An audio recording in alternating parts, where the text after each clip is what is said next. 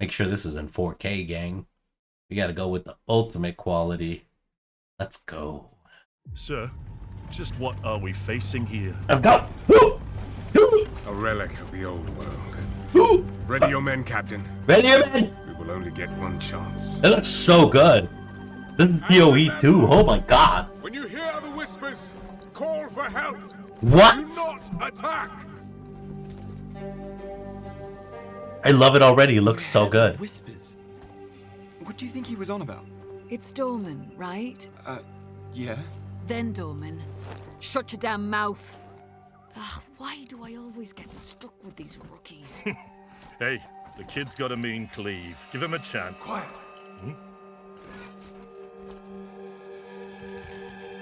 When's this game coming out again? December 6th.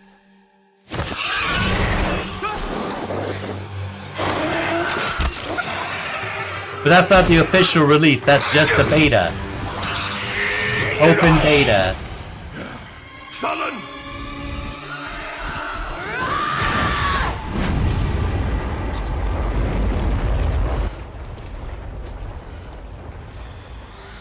Damn.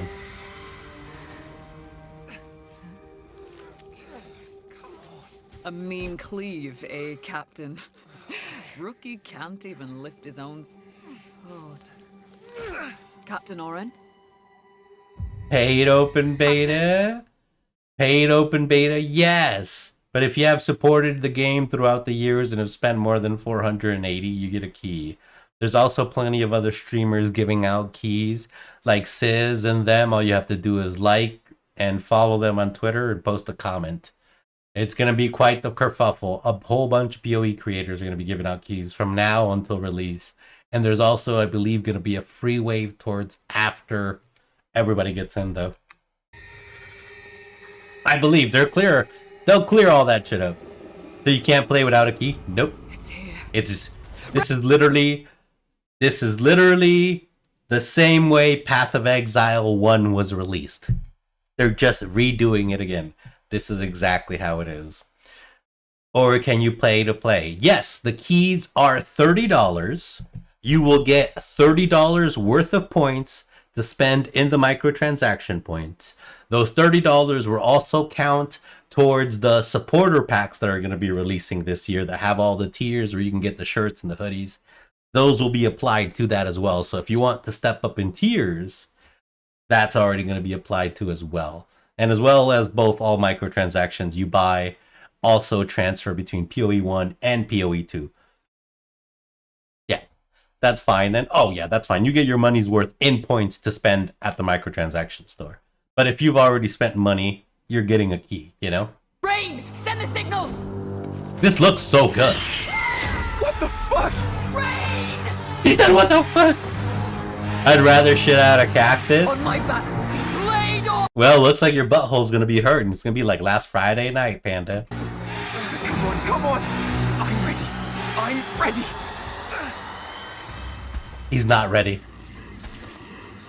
He's not ready. It's a man. No, it's not.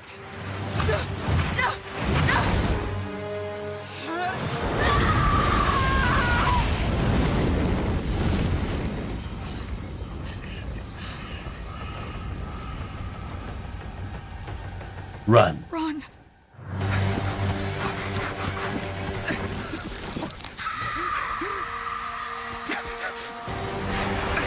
This is so good! This is so good, bro! What the fuck? They went hard on this. Is so fucking good.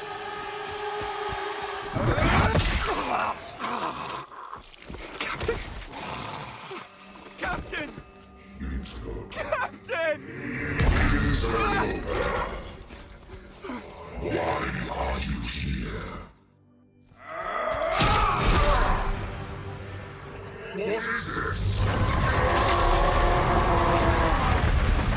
The runic blade.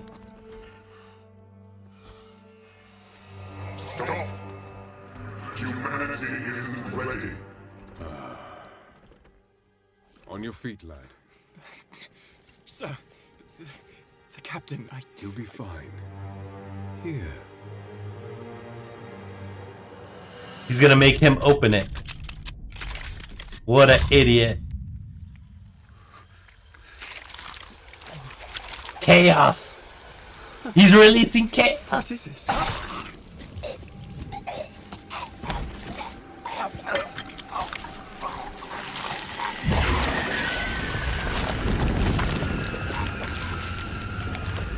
Get the body. Stop. Mortal.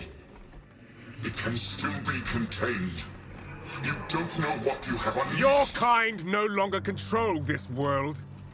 We cannot destroy your body, it's true. But you will watch as we destroy everything you have built. Bind him!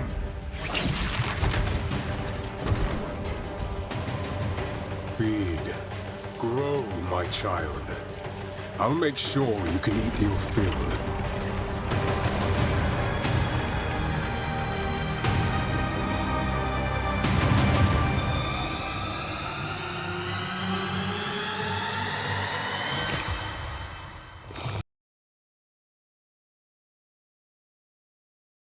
That was so fucking good.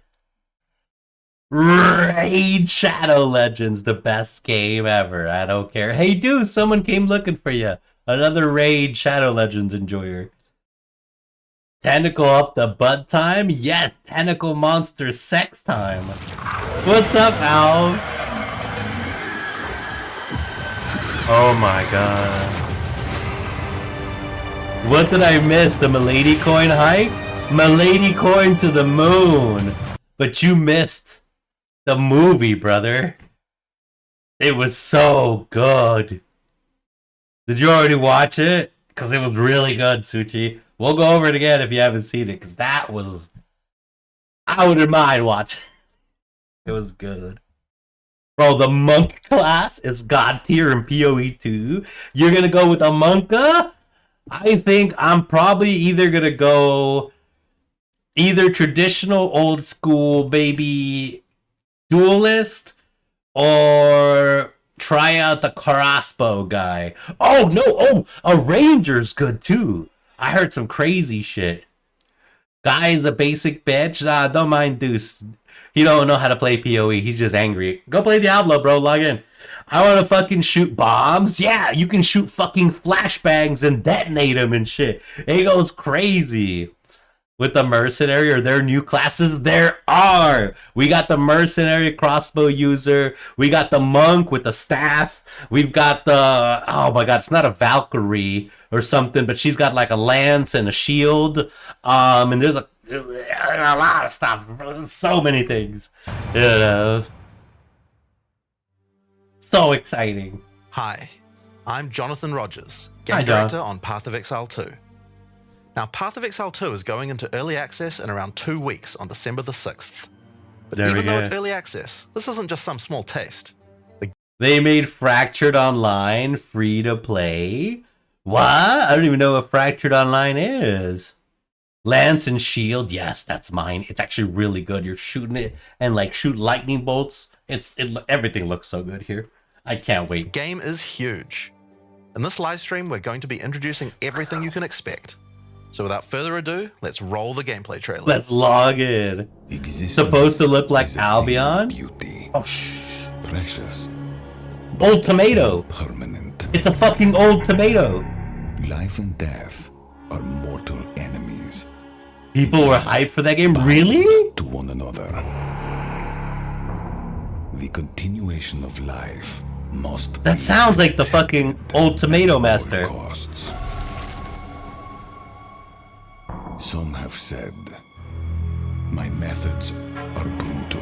And then everyone quit. Did you have to buy to I play? say Yeah, you're gonna have there good is luck getting no people to play it. salvation without sacrifice.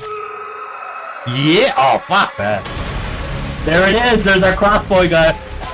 I'm gonna play Ranger too, though. There's Monka.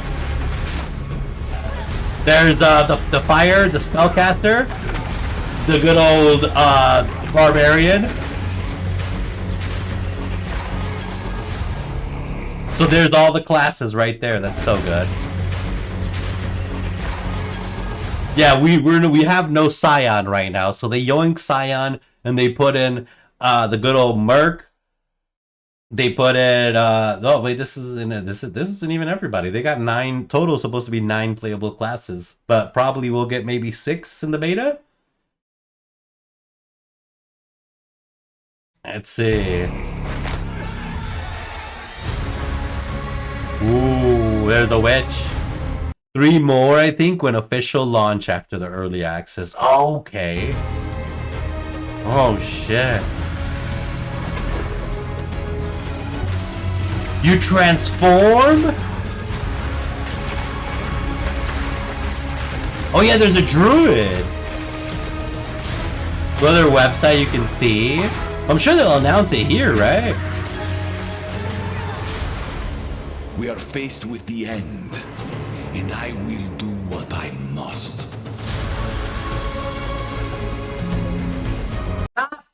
Stop! What I must.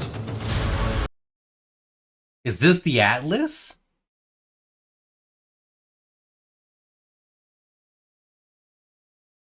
It looks just like the Atlas, but on like in a world. Yeah.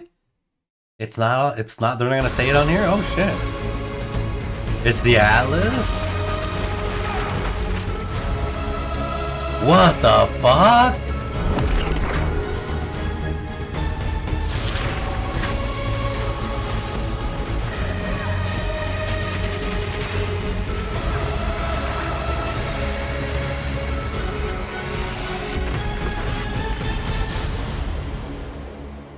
I'm so ready. I'm loving the map. I'm loving everything. It looks so good. It looks so good, and something tells me these bastards are gonna yoink more money from me when they drop these packs. Because you know they're gonna go hard as fuck for the PoE 2 release. Oh my god. Thank you so much for the follow, Cosmic, and welcome. There is now another passive tree for bosses. That's pretty much what I called it. I figured PoE 2 would be more like a boss simulator, and PoE 1 is like a mob density simulator. So if you want a shitload of mobs, you go back to OG PoE 1, you know, get your ward loop going, you know, get your righteous fire or, you know, COCs. But if you want to do like more defined bossing, less trash, less cluttered thing, you're probably gonna be doing PoE 2. I don't know, but that's how I felt. We'll see what it is, bro. Justin Vase and Millennium Coin. Fund PoE 2 when it comes out. Well, I don't need to fund PoE 2. Well, I do need to fund the supporter pack. You were right, Suchi. So, guys, I need you guys to fund and pump Millennium Coin to the moon so we can afford PoE stuff. You know, they fucked up one thing, I guess. I feel like they did it to troll players. What did they do?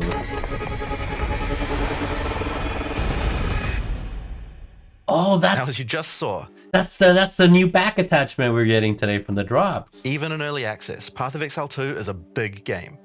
It's actually been 5 years since we announced PoE 2, and over that time we've revealed a lot, but it's been in bits and pieces. Yeah. It's pretty hard to keep track of it all, so today we're going to do a full run. To finish the 4 acts only, it requires 25 hours.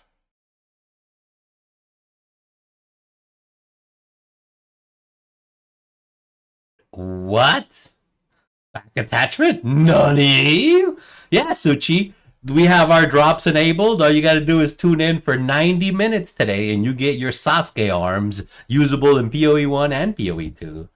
They said that, yes. You know, but also if you go back to the early things that Jonathan said, is that they don't have an accurate gauge on how monsters, you know, do. It doesn't show. I literally see it says drops enabled at the bottom. Yeah. Bro, there are 7 acts? I think there are. But I think, like I was saying, they haven't completely got the tune down where they want it. They haven't tuned all the monsters yet. Right now, when we open up in beta, the first couple of months are going to be like tuning. So they're going to tune. So it'll take 25 hours to begin, but I'm thinking it'll probably take maybe like 10 to 12. Do I need to reset the browser? Hopefully not. It should say it. And maybe if you reset it, it should also have a drop that says drops enabled, and you you should be able to click it and link your account and all that. That's why we've been on the PoE2 thing for the day. But let me double check. Let me see. It is drops for Path of Exile 2. Let me check all campaigns. Yeah, it should be good. It didn't show for me, but the drop tracker is working for me. Good. Yep.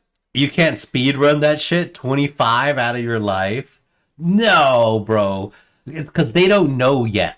You know, wait till people start putting some shit together, theory crafting and putting some builds. It'll start at 25. I'm assuming we can bring it down to like 16 by the end of like December, maybe January. You know, if not, then I'm gonna have egg on my face. You know, yeah, because I have PoE 1. I have PoE 1 Axe PTSD. Do you really, Elf? I don't. I've been getting better and faster every league, and like now it's kind of okay. We're kind of scooting. We kind of have our builds, you know. Hell, we even have twink builds to level alts with, but it still takes forever because I'm not like super familiar with it. Be crazy, doodle. Rundown of all the content that will be available at the start of early access. Okay. Classes, Tell character me. progression systems, and for the first time, a full overview of the end game. This is going to be a big one, so get comfortable. Fucking 10x, For 20 man. years, I had to Raycraft do them has every been time free I had to from make a any new sources build. Yeah, it wasn't that bad.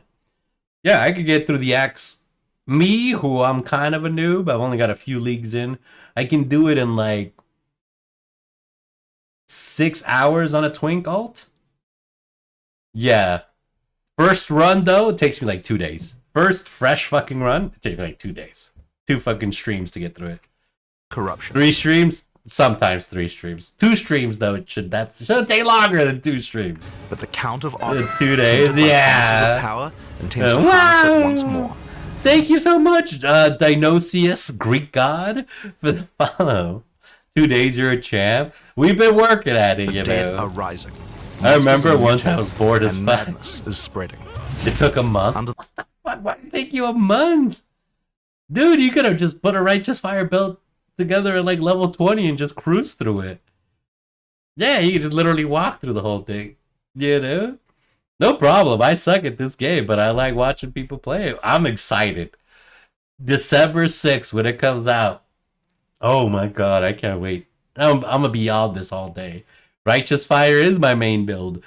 You might need a little bit of assistance with that, because that shouldn't have happened.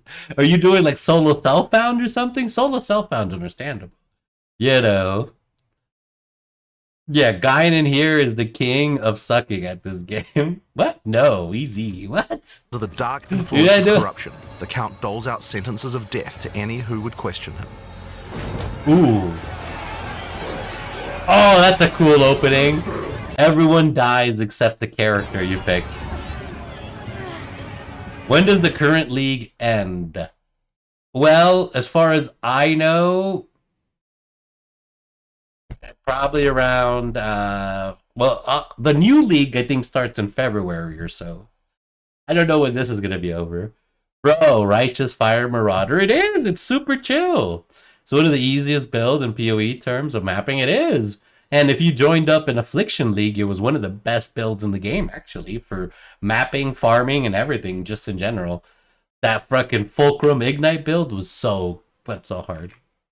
So hard. And this is where you find yourself. Okay, I at the was start wondering of whether I needed to PoE 2. complete the challenge before PoE 2 Explore launched. the dark forests of Uh. Odin.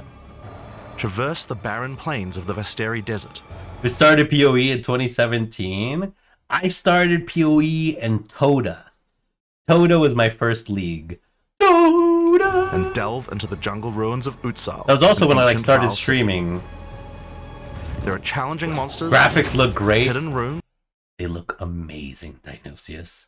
And if you haven't seen the opening movie, we'll go through it again once they break a little bit more. We'll go back to it, make sure everyone saw it. It's So good. lost camps and treasures, roaming merchants, and of course, unique bosses. No two areas are the same. Followage? Yeah. It falls to I you think we streamed like 3 to 5 months of Final Fantasy, and then we started everything else. to track down the seed of corruption, the source of all this devastation. The seed of On the way, corruption. you'll face fearsome monsters, meet strange characters, forge unlikely bonds, and uncover lost civilizations. Everything looks so good. But It looks first, so good. ARPG nerds give zero fuck about graphics. We want content builds, and I like graphics.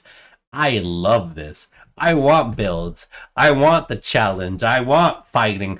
The one thing I don't like, though, is the emphasis they're putting on group content. They keep doing this shit to me, man. But now, at least, an Aura bot can't just stand there. I think they were saying, if you're going to be support, you actually have to move. You know? you'll need to pick a class. Yeah, I'm more of a solo player. Yeah, Now, same early here. access will initially have 6 classes available. Oh, there we go. Let's have a look at them. So early access initially has 6 classes available. You know, now you need friends. Exactly. Nunny. Yeah, Nunny. Oh, yeah, but me and Suchi in the gang, we did find some people to start running maps with at the end. That's for sure. But we need to get like a group together for like a group build and just make fucking mirrors. I don't know how they do that. How does Empyrean make mirrors with his gang? You know, the grim dark art style is glorious. It is. It's so good. It's so gritty and it looks amazing. For an ARPG, it looks fucking so good. My brain is exploding. I feel sorry for Diablo 4. Not. The monk. Like, is a even if fast I'm in and a furious group, I end fighter. up doing my own He shit dashes instead in of and with out the group. combat, and his mechanics that involve building up and keeping. You're that guy, Alf. You're that guy. You're that guy. I can't be a scuffed Orabot? Nope. Will Gainan's word loop be viable? I don't. I think word loop is dead. I mean, of course, if you have a ton of money,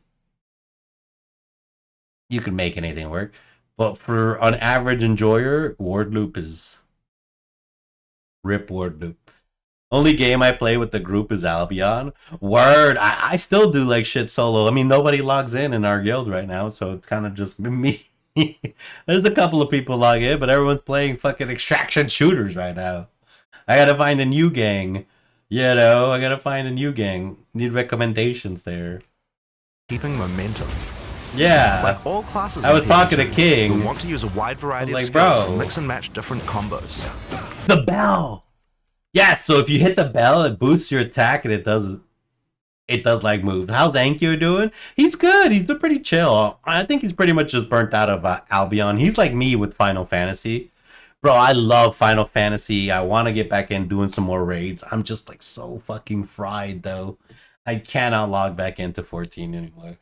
We maybe next year or this year we finish Endwalker and you know, but it's just my brain is so fried of it. It's just, you know. But yeah, so he's fried of Albion. So there's a couple of things. I either, you know, try to push for the guild and make people do content, or I try to find somewhere else, a home to learn how to play the game. You know, because I don't know how to fucking play the game. I need someone to teach me. There's nobody playing the game.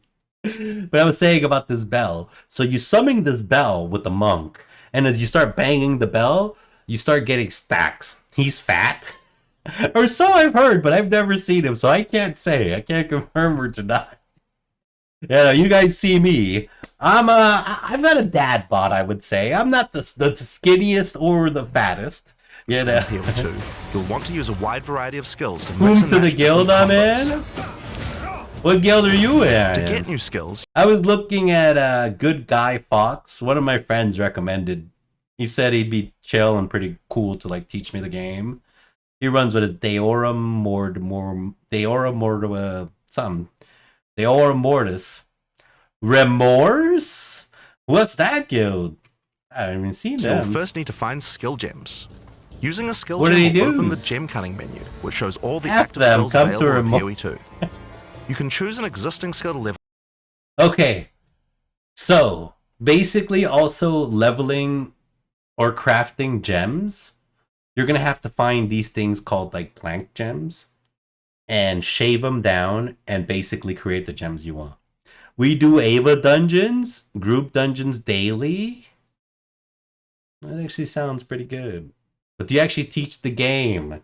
You know, that's the whole thing. There's my friend is telling me, he's like, he's not even in that guild. He's just an OG, like a multi-billionaire OG. And he's like, if you want people to teach you and take care of you, I think this group will be good because they fit your personality and they'll be chill. And you'll make money and learn the game. I'm like, oh, okay, cool. He's like, if you want me to recommend you to the dude, I'll talk to him. I was like, all right, we'll think about it. That was like a month ago or two. I was like, we're going to give this guild our best shot. And here we are. You know, it's only like 4 of us playing. Level up, or choose to engrave man. a new one. Since They this will is a level teach 7 you? skill gem, even if you pick a new skill, it will immediately be level 7. So there's no harm in trying out something new. The monk primarily uses the quarterstaff. Okay, here we go. There are 3 schools of martial arts: lightning, ice, Wind. and wind. There it is. But don't think you have to stick to just one. The best combos are going to involve mixing elements of all 3. Let's try So I'm killing assuming harm. causing weakness, causing vulnerability, ice, wind, lightning. So shock, freeze, which would be vuln, weakness. I don't know what the wind will do. The monk does flicker strike? No way. I am a flicker strike enjoyer after this last league. I have a flicker strike thief. We'll probably log in for a little bit and do a couple of maps. Yes, that's why. Gaignuns hiding Milady coins under his shirt. Not even under my shirt. I'm gonna get a statue in the back that says Milady coins to the moon. We gotta pump this, guys. You know. Yep. That's why I want to play monk. Holy shit. Like many monk skills, this can be used to quickly take advantage of a specific situation. If there's an enemy on low life, you can use Killing Palm to dash to them and kill them instantly. This will provide a power charge. Then we could use a different skill to graphics look consume so that power good. charge for a much more devastating attack. The monk so also good. has powerful combo skills.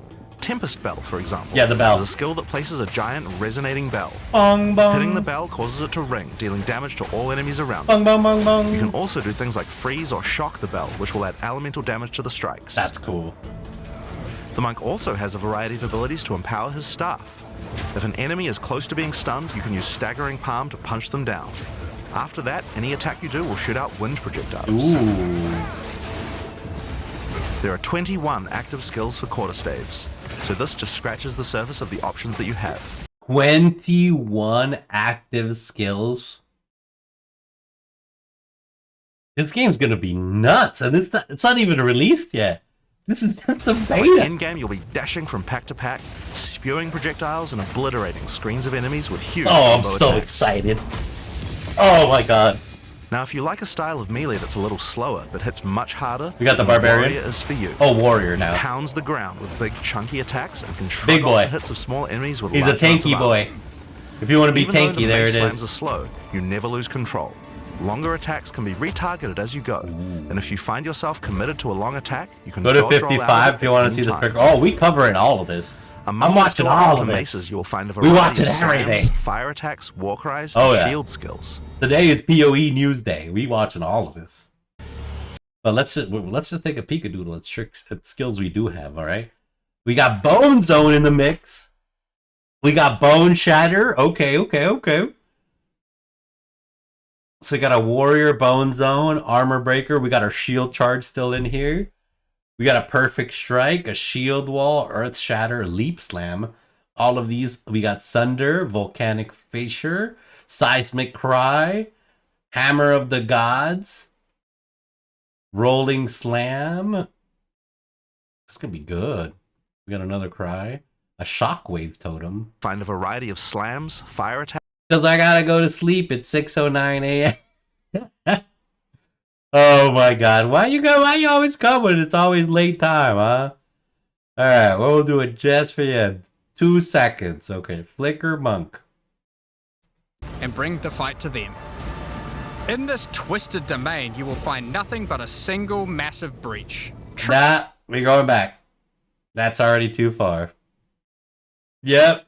No, we gotta watch everything now. No, that's too much. Yeah, that's too far. I gotta see that. Yeah, that's just going into stuff that I want to learn about. You didn't see the gameplay? Yeah, because that's a whole bunch of stuff I want to see. All the endgame trials, expeditions. I am a PoE nerd. I want to see it all. Yep. Now, if you like a style of melee that's so just seeing a flicker strike's not going to do me well. Charge, which allows you to charge towards enemies. No, they show the flicker strike and then it's gone. While charging, you're also blocking the whole time, so you have full damage immunity from the... Will you have blocks? Bro, I swear to God, man. I'm going to go to this. I'm going to watch for 3 seconds exactly at this timestamp. 56:45. Alright. If I don't see a flicker. Alright. Ready? Single massive 1,000. breach. Triggering 2,000. hordes of breach inhabitants. No flicker yet.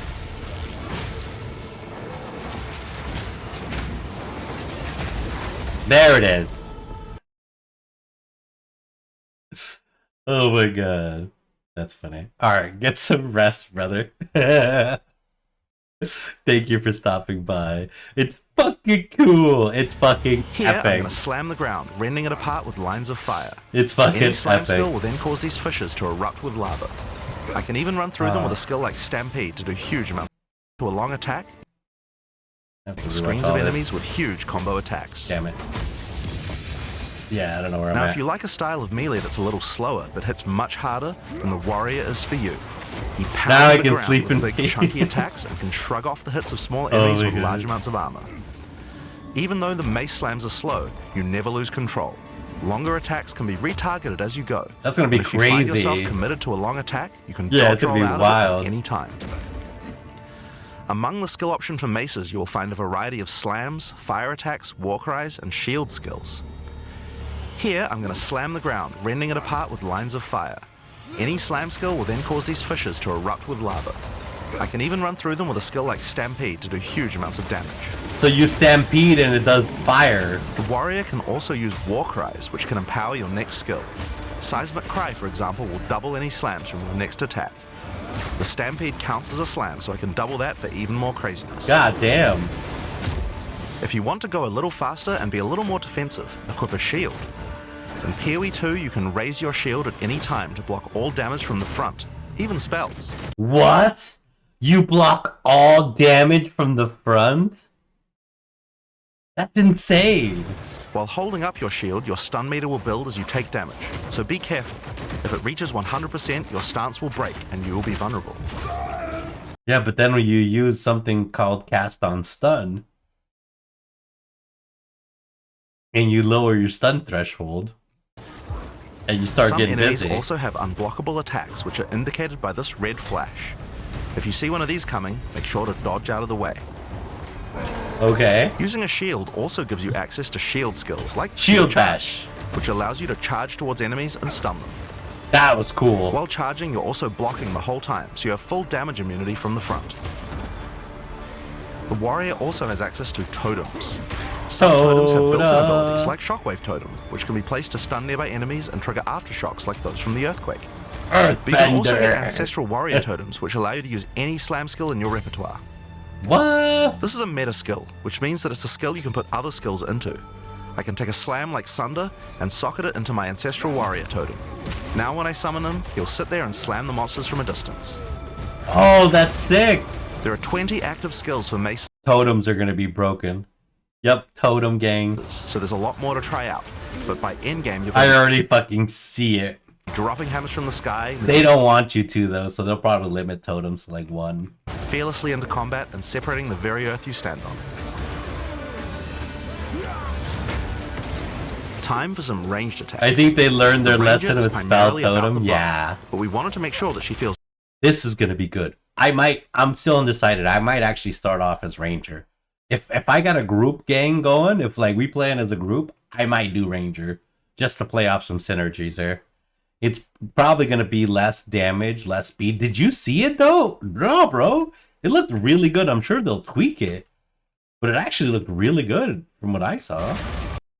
Where is it? Now when I summon him, he'll sit there Look, I am like Sunder Damn. and socket it into my ancestral warrior. it's not like do, but it's pretty reasonable. Now when I summon them, boom, you'll sit there slam, and slam the monsters from a boom, distance. slam. It's not like super hyperactive like the punching totem or anything. You know, 20 active skills for maces, so there's a lot more to try out.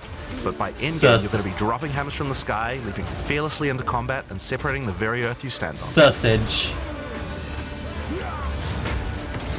Time for some ranged attacks. The ranger is primarily about the bow, but we wanted to make sure that she feels agile as well. Yeah. In Here 2, you can shoot while moving. Combined with all the skills the ranger has that allow you to jump around, Shoot while moving. Mobility in combat. Bow skills have a variety. Okay, here we go. Let's see what we got. We got the classic lightning arrow. We got the escape arrow, poison burst arrow, lightning rod. That's the thing I'm thinking is going to be really good. It's got to be able to synergize. A storm caller arrow, a sniper, a vine arrow, a barrage, toxic growth, sniper's mark, Voltec mark, rain of arrows, detonating arrow, and a good old ice shot. They have tornado shot in tier 9 or tier 11. Tornado shot and shock chain arrow. Of lightning, poison, ice, and physical attacks. Lightning attacks bounce around between targets. You can also stick lightning arrows in the ground which explode when hit by the bouncers, or electrocute enemies to take them out of combat. Ice attacks allow you to slow and freeze enemies to keep them away from you. Using poison, not only can you slowly damage your enemies from afar, but also grow some interesting plants. Nani? With 21 bow skills and all the mobility and combo tools the ranger has, you can take advantage of every situation. By endgame, you'll be creating hundreds of arrows, be they falling from the sky, bouncing around between enemies, or spraying out of tornadoes. Whoa. You might have noticed in the bottom left of the screen that the flask slots look a little different. In Yeah. Theory 2, you have one dedicated life flask slot and one mana flask. What? You got one of each. One mana, one health flask. Rep computer. Flask slot. Flasks gain charges as you kill enemies, and typically allow you to heal 6 or 7 times if they're full. But that's not the only thing you can use charges for. Charms are a new item type that will automatically... Charm. Lasts 4 seconds. Currently has 0 charges. Consumes 40 out of 80 charges on use. Plus 25 cold resistance. Used when you take cold damage from a hit.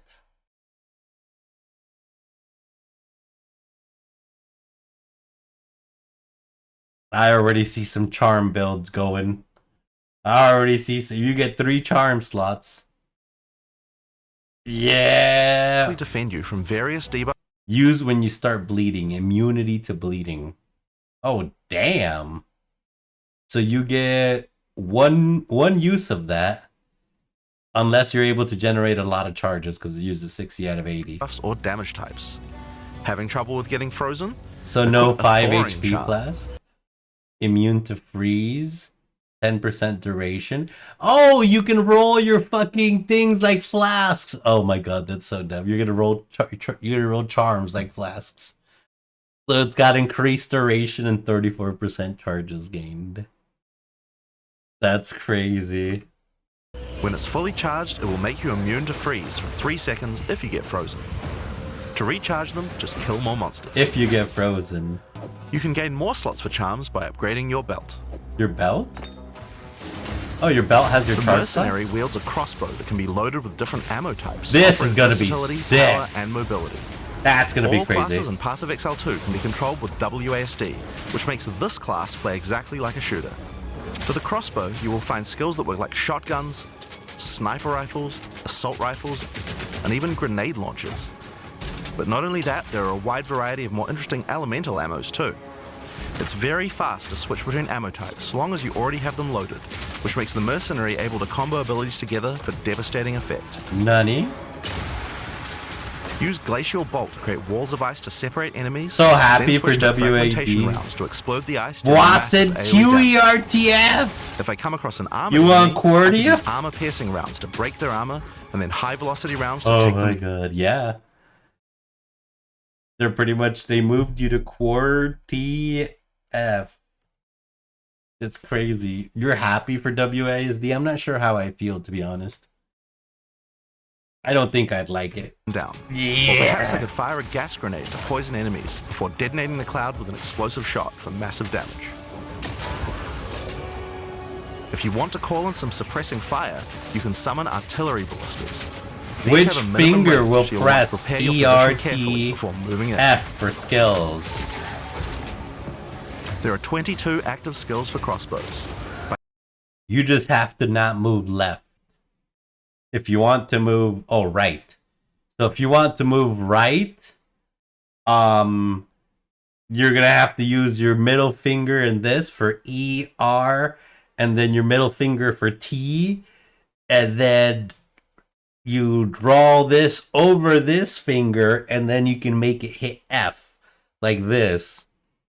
You know, I got 3 side buttons, so I'm good.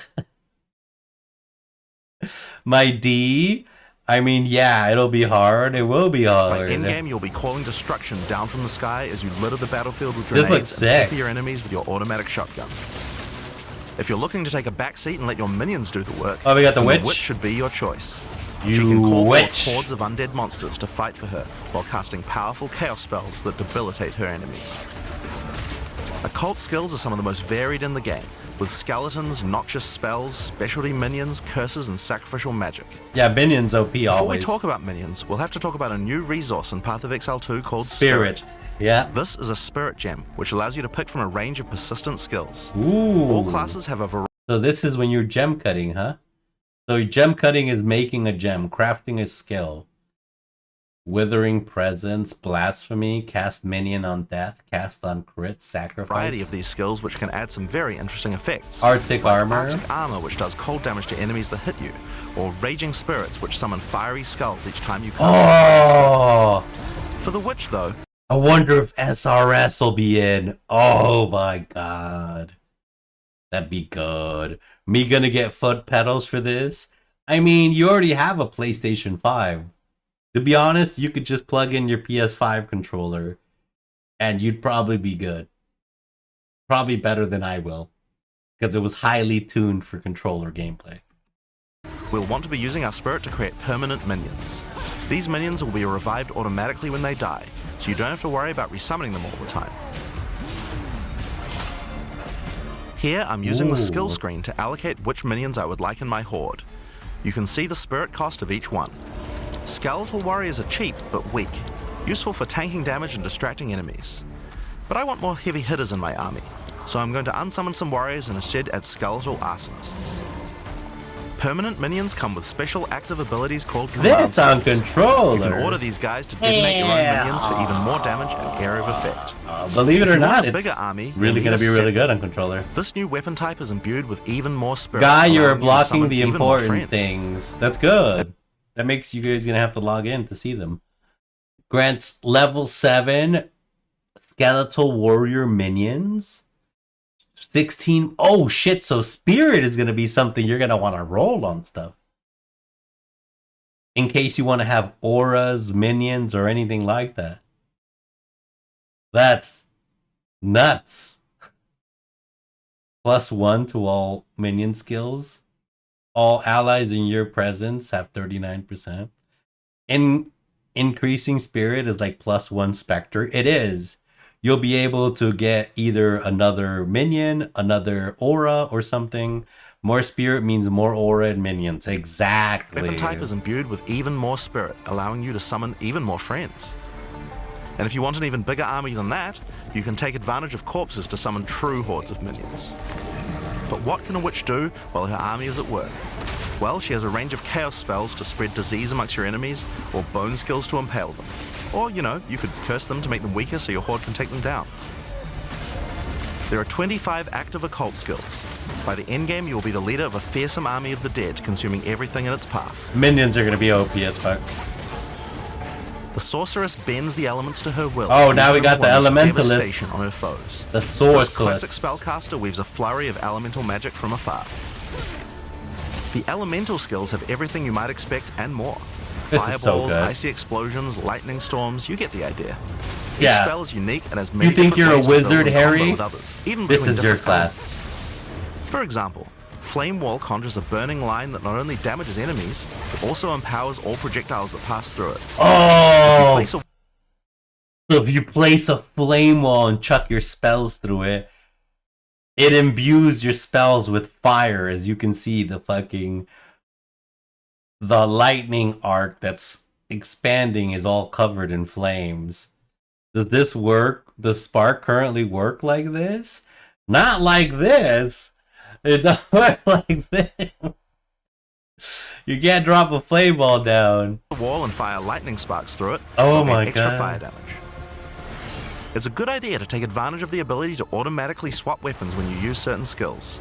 Having a special style with Ultimate bonuses to fire firebender. skills and another with bonuses It is, and with the non-having to switch your weapons, automatically switching for you, you can have a fire staff and a lightning staff. Weapons dedicated to each ability or element. to lightning skills can really power up a combo like this. The sorceress can also take advantage of powerful trigger gems. For example, you could grab the Cast and Ignite gem and use it with Firestorm. As you ignite enemies, a counter will go up in the top left corner. When it's full, a Firestorm will automatically be cast at the enemy that was ignited. There are 25 active elemental skills. By endgame, you'll be firing Cast projectiles on left and Ignite, right as you yep. rain down elemental storms on your foes. Now, those are the characters that will be available at the start of early access, but we will be adding 6 more character classes with just as many 6 more classes. Alf, I know you're not here and you're sleeping, but you were wrong. They announced it on the live stream. skills and options as these. There's a lot more to come. There's one more Cool. important thing to mention about skills. Even though we talk about them as belong to each class, in reality there are no restrictions. You can use all these skills on any class so long as you have the attributes. For example, a Poison Ranger might want to try out using Occult Curses to increase her poison damage. Or a Monk might want to trigger Elemental Ice Walls to use with his Glacial Cascade combo.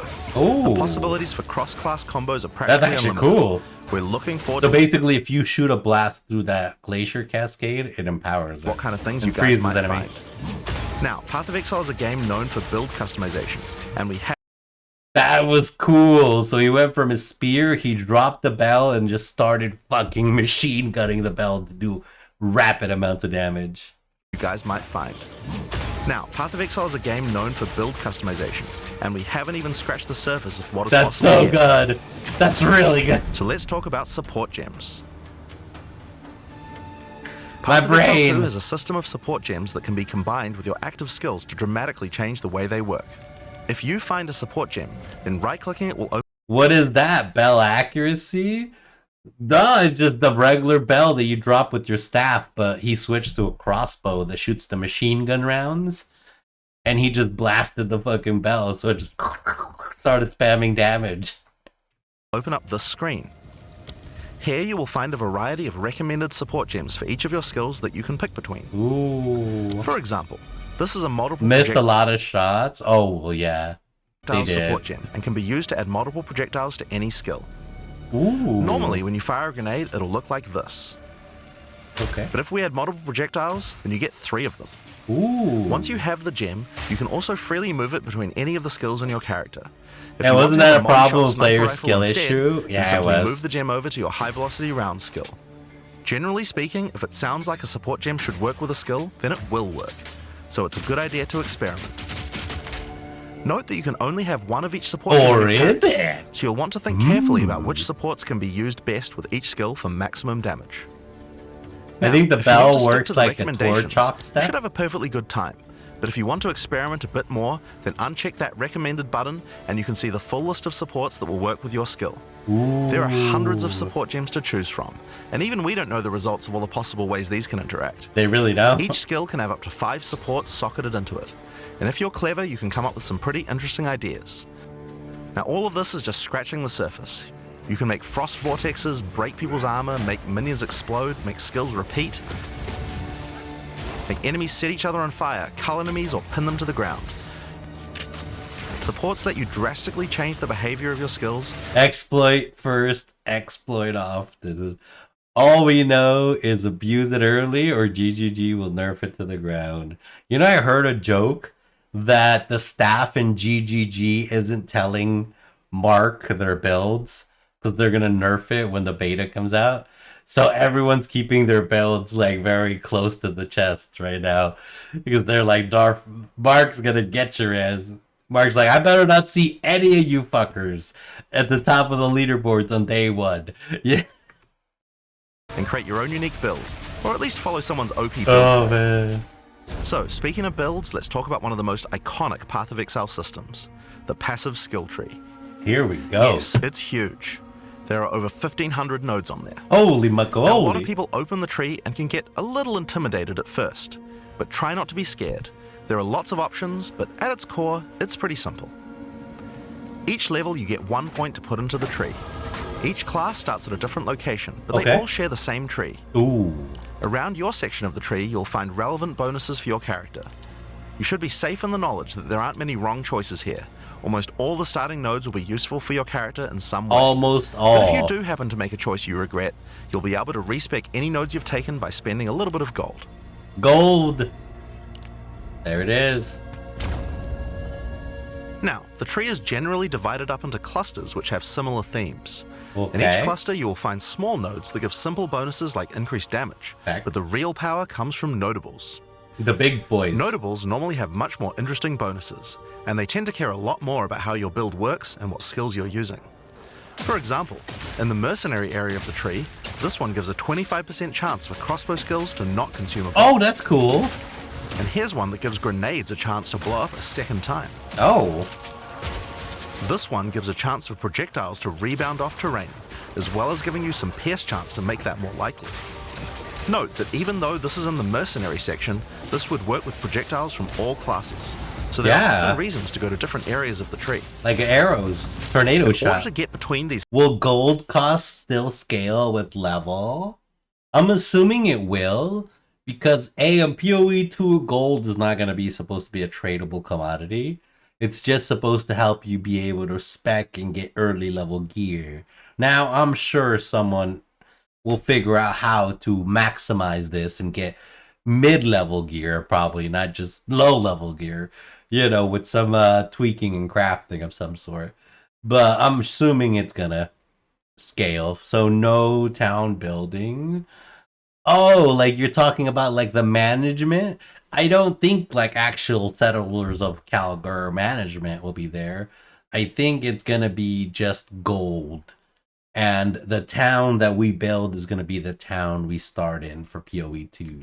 These clusters, you will generally have to allocate nodes in the attribute highways. The Attribute nodes allow highways. you to pick which attribute you would like to use, so it's very easy to get points for any attribute that your gear might need. You can change which attribute these nodes give you for half price at the respec vendor.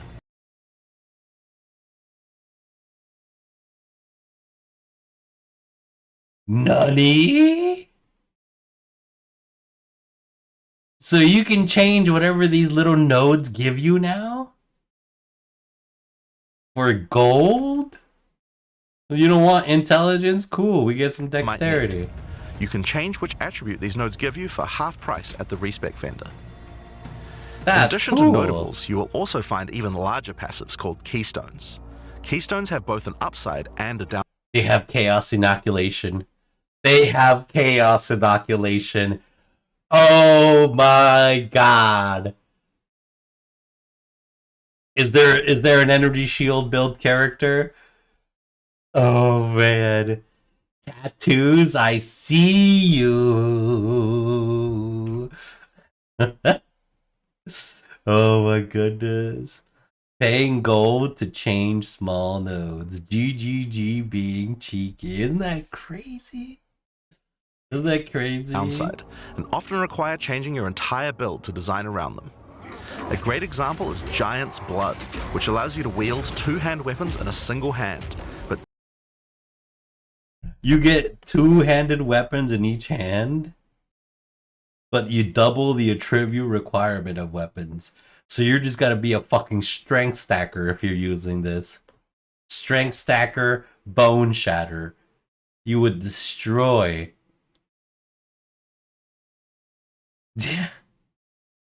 Gold to change nodes, tattoos, change to other attributes. I don't know about other attributes. Double the gem sockets. I don't know, but maybe that would be broken as fuck. They're gonna have to edit that if that's what it does, because this is gonna be really good for bone shatter. And if you get double bone sockets of each weapon, that's busted as fuck. Doubles the attribute requirements of them. You can use a two-hand mace with a shield, or even dual wield them. Or how about Mind Over Matter, which makes all damage go to your mana pool first. We got a before your mom. life pool, but you We lose got mom 50% in the of your house. mana regen. Skills like these can be tough to build around, but if you're up for the challenge, they can be very rewarding. Ooh. As we showed you earlier on the Sorceress, you can swap between weapon sets on the fly as you use certain skills. Yeah. One of the new features in part Two-handed weapons. How will physical DPS scale? Absurdly ridiculous in the beginning. I think we know what build we're all going. We're all going bone shatter. Hold on though, mom is different. It's not a percentage anymore, is it?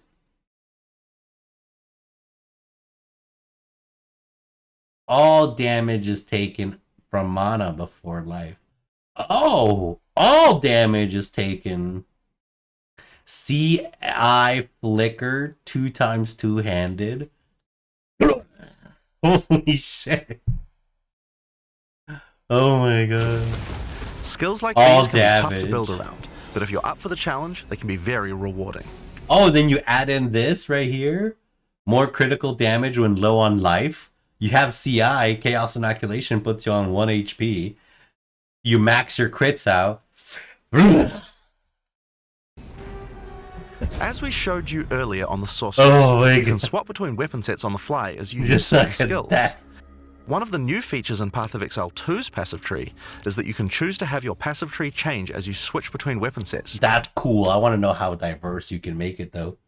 Because basically you can have one weapon that has a skill tree that goes into the fire tree, and your other weapon that goes, I don't know, into a lightning tree, which is extremely basic, you know.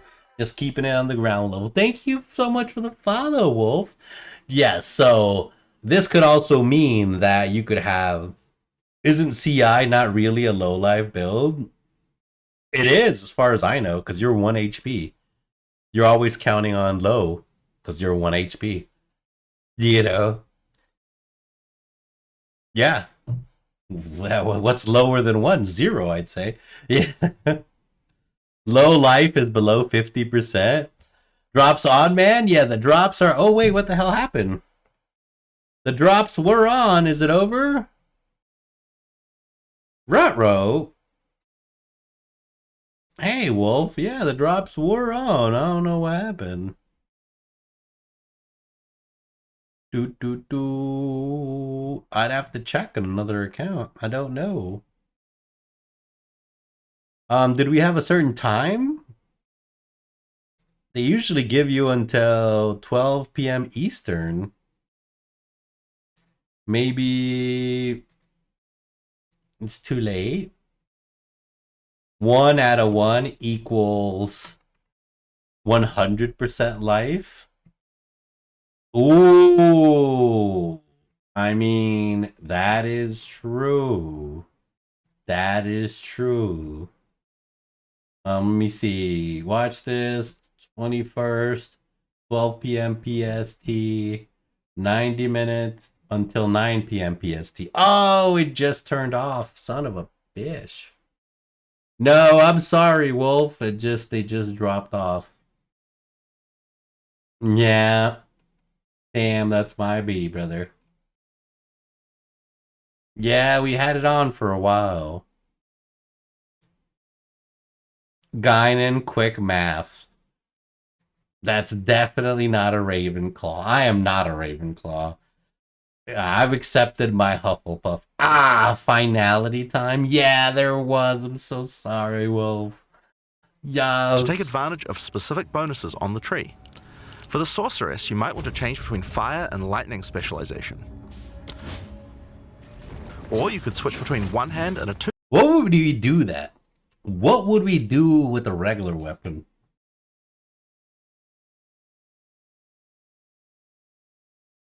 I don't see us switching for anything other than elemental.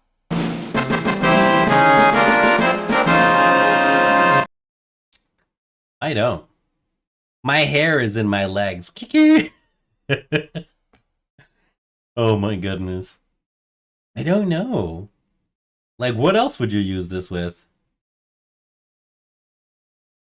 Because you wouldn't want to have like one build that goes swords and the other mace, right? Go from one mace skill to one sword skill? I don't know. Two-hand setup in order to be able to block boss attacks while following up with heavy hits from your bigger mace. Ooh. Or perhaps you could have a full curse setup on your witch to debuff enemies Curse. before switching to a chaos degen build for maximum damage. If you want to stick with just one weapon set, you can just use these specialization points as bonus points to invest however you like. But creative players will find plenty of opportunities with this system. Yeah, no, you'll use two of the same weapon. And you'll maximize your skills for one. So, like, let's say if you've got, I don't know, something that does lightning and physical, you'll want to maximize that for that. And there might be another like skill that maximizes or synergizes better with different parts of the tree, maybe, you know? Yes. You can get weapon specialization points throughout the campaign from optional bosses and quests. For example, if I manage to defeat the Crowbell, I'll get a weapon specialization book. Wait, what was that? 2 passive? Wait, nani? For example, if I manage to defeat the Crowbell, grants 2 weapon set passive points? I'll get a weapon specialization book. There are lots of other permanent boosts available from the campaign. What is too. this? On the map, you These are the acts. Wait, act 1, 2, 3, 4, 5, 6. And then act 1, 2, and 3. What? Nani? Is there 6 acts and then 3 acts for a following? You can see icons that indicate the many optional encounters you can find. Plus Some of them 30 have to permanent spirit? character boosts, and others have powerful items. If you're having trouble getting past a boss, it might be a good idea to explore and see what you can find. Oh, For so they give you permanent if you boosts. defeat Blackjaw the Remnant, you'll gain a permanent increase to fire resistance. One Plus of the most 10 fire important res? finds are spirit bonuses. You can find the first one here in the canopy in Act 1. Defeat the boss in this area to acquire Yeah, the king and the permanent myth. They brought the king and the myth. of spirit. The permanent buffs you gain from spirit are very powerful, and every class will find a use for them. So make sure you hunt down these upgrades. Yeah, you There's want one spirit. in each act. Now we haven't even talked about the most important element of character progression: items. I haven't That's why even we're all talked here, about right? half of the things. Items in Path of Exile can be broken down into 4 rarity groups: normal, magic, rare, and unique. Oh my god. One of the things you're going to want to do as you play through the campaign is upgrade the items you find. Okay. And you can do that with currency Oh, items. look at the exalted orbs. They look so pretty. Transmutation. An Orb of Transmutation will allow you to upgrade a normal item to a magic item with 1 mod. Augmentation. You can then apply an Orb of Augmentation to add a 2nd mod, then use a Regal Orb to add a 3rd mod, and upgrade it to a rare. Finally, you can use some Exalted Orbs to add more mods to your rare to a total of 6 mods. Damn. Damn, he actually did pretty good. 5 enemies on kill. I mean, if it would have been on a hit, it would have been better. Critical damage, fire damage, cold damage, and elemental damage. That's pretty good for a crossbow, I'd say. One of the things we think is really important is to make these options available to use as you play. All the items that add mods are much more common than they were in Path of Exile 1, so that you can use them throughout your campaign playthrough. We want you to find things on the ground that can be crafted into upgrades much more frequently. So they want you to have like that more like, I got an upgrade suite kind of feeling more often. As well as making the drop rates on these items much more common, you can also get them by disenchanting unwanted gear at the magic item vendor.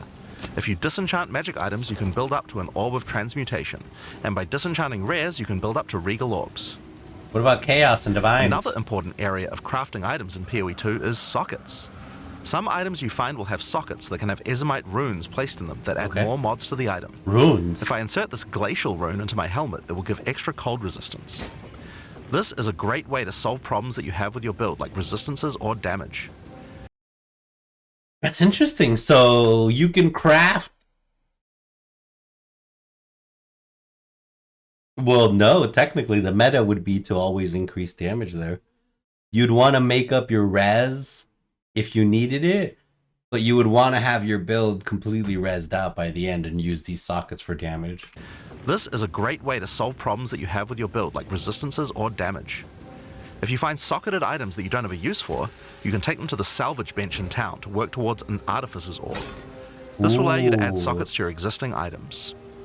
Body armors and two-hand weapons can have up to 2 sockets, while the rest of your armor and one-hand weapons can only have one socket. You can also salvage items with quality to create items like armor scraps or whetstones. These will allow you to increase the quality of your items for an up to 20% boost.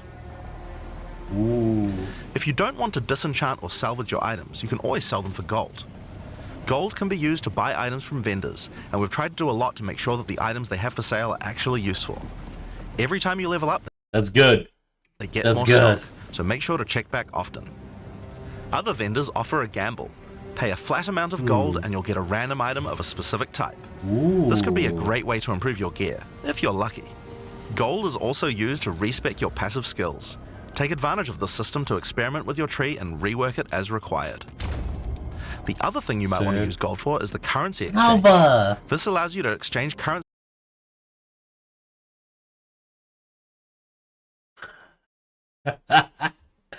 The currency exchange. Items with other players on an open market in exchange for a small gold fee. Oh my god. Now, all items in Path of Exile are freely tradable. We never bind anything to your character except gold. Now, most gear in Path of Exile 2 is randomly generated, but there's another type that isn't. Uniques. They are especially rare, each with a handcrafted set of unusual mods which can dramatically change a character. 40% movement speed at random. When hit, until hit again. Build. They're not just better rare items, they can do much stranger things that can fundamentally change your character. Corpse Wade will make any corpses you run through explode into clouds of poison. Wow. The Sands of Silk is a body armor that changes your dodge roll into a blink, morphing you into sand as you teleport past your foes. And of course, some uniques are just pure hits of dopamine, like Quill Rain, which just turns your bow attacks into full auto by doubling your attack speed. That's nuts. Each unique is something that you can build your character around. We try to make sure that most unique items have a potential use at endgame, even if you find them early on. And as you can see, every single unique item comes with custom art to match. The last character progression system that you can do during the campaign is Ascension. Starting in Act 2, you will come across Ascension trials, tests that you must complete to unlock your Ascension class. Okay. We'll explain these trials soon, but first let's take a look at what Ascending can do for your character. Alright, we got new Each class Ascensions. has access to 3 Ascendancy classes. Huge. But at the start of Early Access, only 2 per class will be available. Aww. Ascendancy classes are unique to each character class, so choose wisely. They can... So what do we have? We have a warrior. We have a duelist. She is the mage, the elementalist. Then we have the witch, the monka, and the ranger. drastically affect how you build your character. As a sorceress, you could become a Stormweaver, a master of the elements. Tempest Caller causes elemental storms to be summoned each time you do a critical hit with a spell. Ooh, that's cool. With Strike twice, you can stack 2 copies of Shock for more damage. You can and shock. Going deeper into the tree, you can make all your damage types apply Shock. Make a Shock build from any skill. Alternatively, you could become a Chronomancer and command time itself. She literally has the ability to stop time with Time Freeze. What the fuck? Not only that, but she has many other time manipulation abilities. Using Temporal Rift, she can teleport back to a previous location, resetting her life and mana back to what it was. Or with Time Snap, she can reset all her cooldowns and cast all her spells again. What? On the Warrior, you can choose between the Warbringer or the Titan. The Warbringer channels the might of his ancestors to gain tremendous power. Using Answered Call, you can summon ancestral spirits linked to each of your totems. With Jade Heritage, you can encase your body in a protective layer that absorbs all damage until it breaks. Warcaller's Bellow allows you to explode the corpses of your enemies. And with Great Wolf's Howl, you can ignore the cooldowns of your war cries. Let all that anger out. The Just a Titan whole bunch class of is all crying, about Bell? hitting big. With Earthbreaker, every slam is a chance to create an aftershock. Holy jamoly. With Crushing Impacts, every hit becomes a crushing blow, which will allow you to stun your enemies with ease. With Surprising Strength, you can take advantage of stunned enemies to deal 40% more damage. As a ranger, you might choose to be a Deadeye, an expert markswoman who can take down foes with style. With Endless Munitions, every attack gains an extra projectile. With Gathering Winds, she gains a small increase to movement speed with every attack. Okay. But be careful, she loses them when getting hit. With Eagle Gelato. Eye, she will never miss, allowing you to stop wasting all those passive points on accuracy. Alternatively, you could become a Pathfinder, the master of flasks and poison. She can choose from one of several Flasks. throwable concoctions, allowing her to spend her flask charges to throw explosive bottles that deal various types of damage.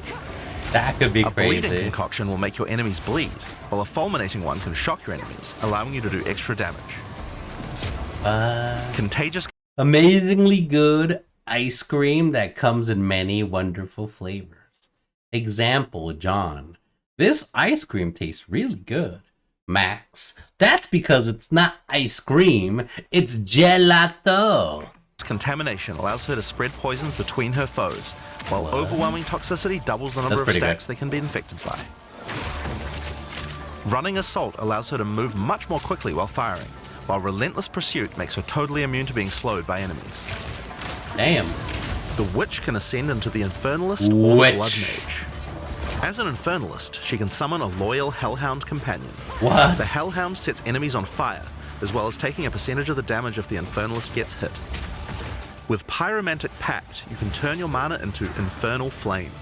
As you cast more spells, the flame builds up, and if it overflows, you'll take damage.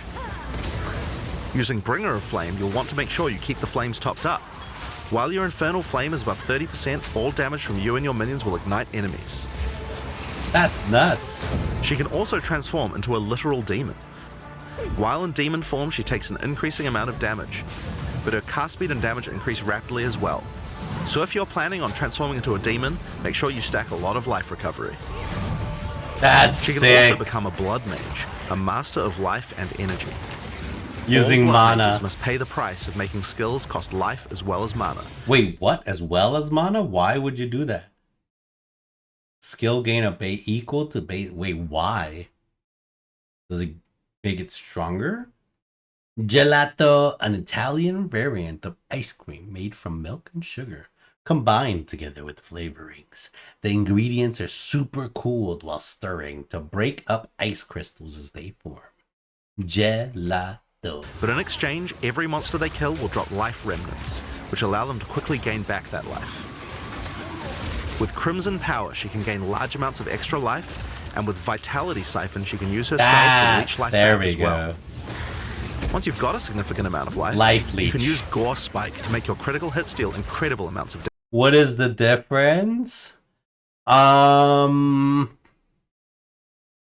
As far as I know, basically the difference is that this is super cooled while stirred, and our ice cream, I think, is super cooled while shaken.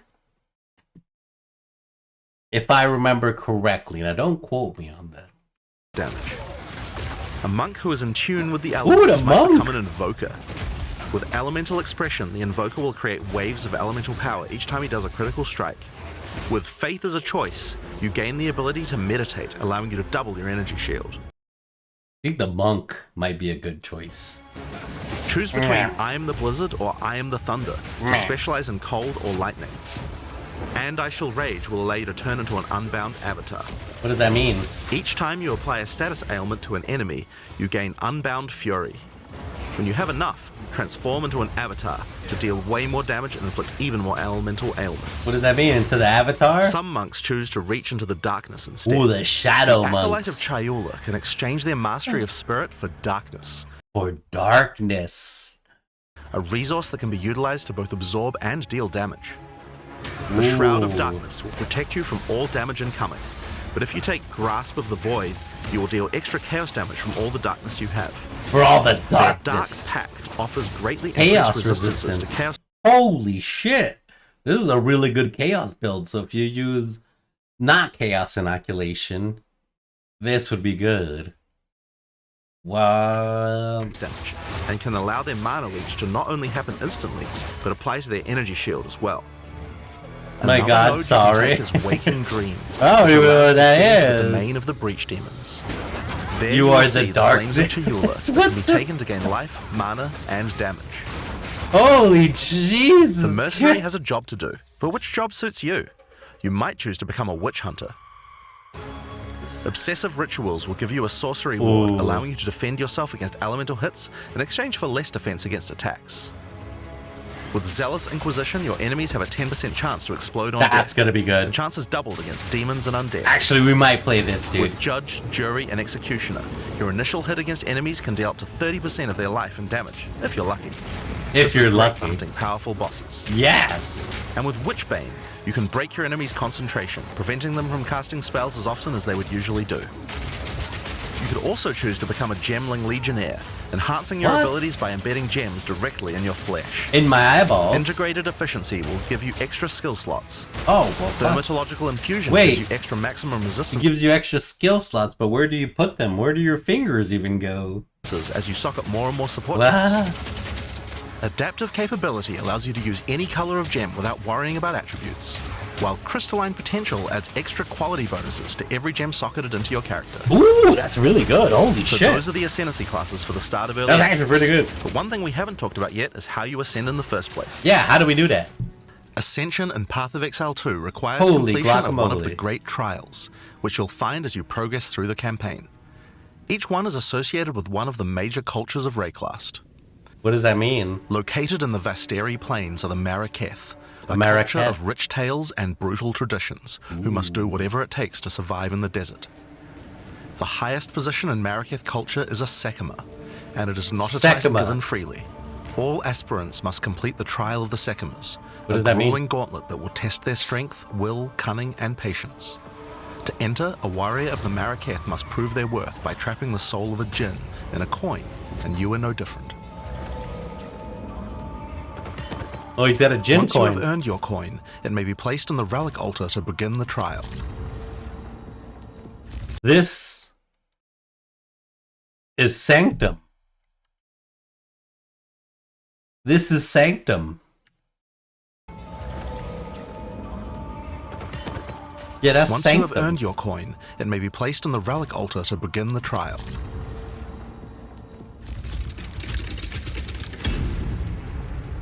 That's nuts. In the Trial of the Sekimas, each room has its own challenges to overcome. In this room, each rare monster you kill will send its blood to the chalice in Oh the my center of the God. room. Once the That would be chalice is so filled, good. you will be able to proceed. While fighting monsters in the trial, you will need to be very careful. Each hit will not only hurt you, but will damage It's like a mix between Sanctum and this. Hey, buddy, thank you so much for the follow. your honor. The monsters are well telegraphed, so that you can avoid their attacks, but if you run out of honor, you will fail the trial and need to find another coin in order to... Wait, so trials are each a Sanctum run? No. So basically, they're breaking down how trials work. There's 3 different types of trials. The first one is basically going to be a Sanctum run. They haven't broken down the 3 yet. We're getting to that. But it's going to be apparently your choice, probably. So if you're a Sanctum enjoyer, there it is. try again. It is a good idea to make sure that you are well prepared before challenging the trial of the Sekimas. After each room, you will be rewarded. In this case, you have been given a key. What the fuck are you doing, lady? What? So each will be different? That's kind of cool. It is. It's really cool.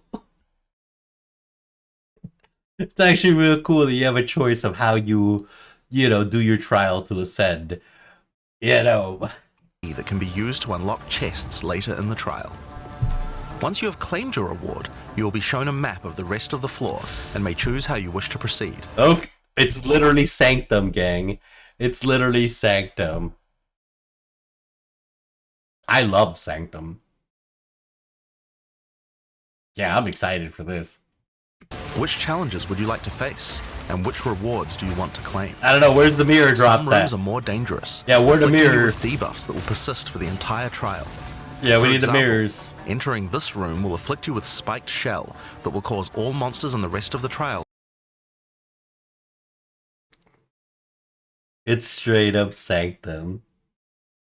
I honestly didn't know what it meant. Well, Urban Dictionary is definitely not going to tell you. I'm going to be a little sad they're not going to be like PoE 1. I loved farming trials while leveling in the first game. I did too, you know, doing good old Bizarro and jumping into his trials of ascendancy were fun. But I don't know why they're doing this. We're just going to have to wait and see, you know? To have 50% increased life. You will want to take care if you choose such a path. Oh, I There are know many the different perineum challenges from and rewards as you anatomy. journey through the trial. True. Traps, The waves of perineum. monsters, and strange artifacts will test your honor. AKA the Gooch. As you progress, you'll be able to gain boons from the Jinn, which will help you on your journey. For example, the Sekima's cloak will revive you once if you die, giving you a second shot at a run. It's... If you didn't do Sanctum, this is going to be a surprise to you. But if you did, you're like, oh, okay, Sanctum. They were fun ways to power level before doing the last 10-act boss. Yeah, you could also grind gear in there. It wasn't as bad. One of the rewards you may find is Sacred Water, an extremely valuable and treasured resource to the Jinn and the Maraketh. Yep. Trading it with the Jinn will allow you to receive many benefits. You can recover honor, gain additional boons, or remove afflictions. At the end of the floor, you'll find a powerful boss. So the Jinn is now our vendor in Sanctum, which will truly test your limitations. In order to ascend, you will need to defeat him.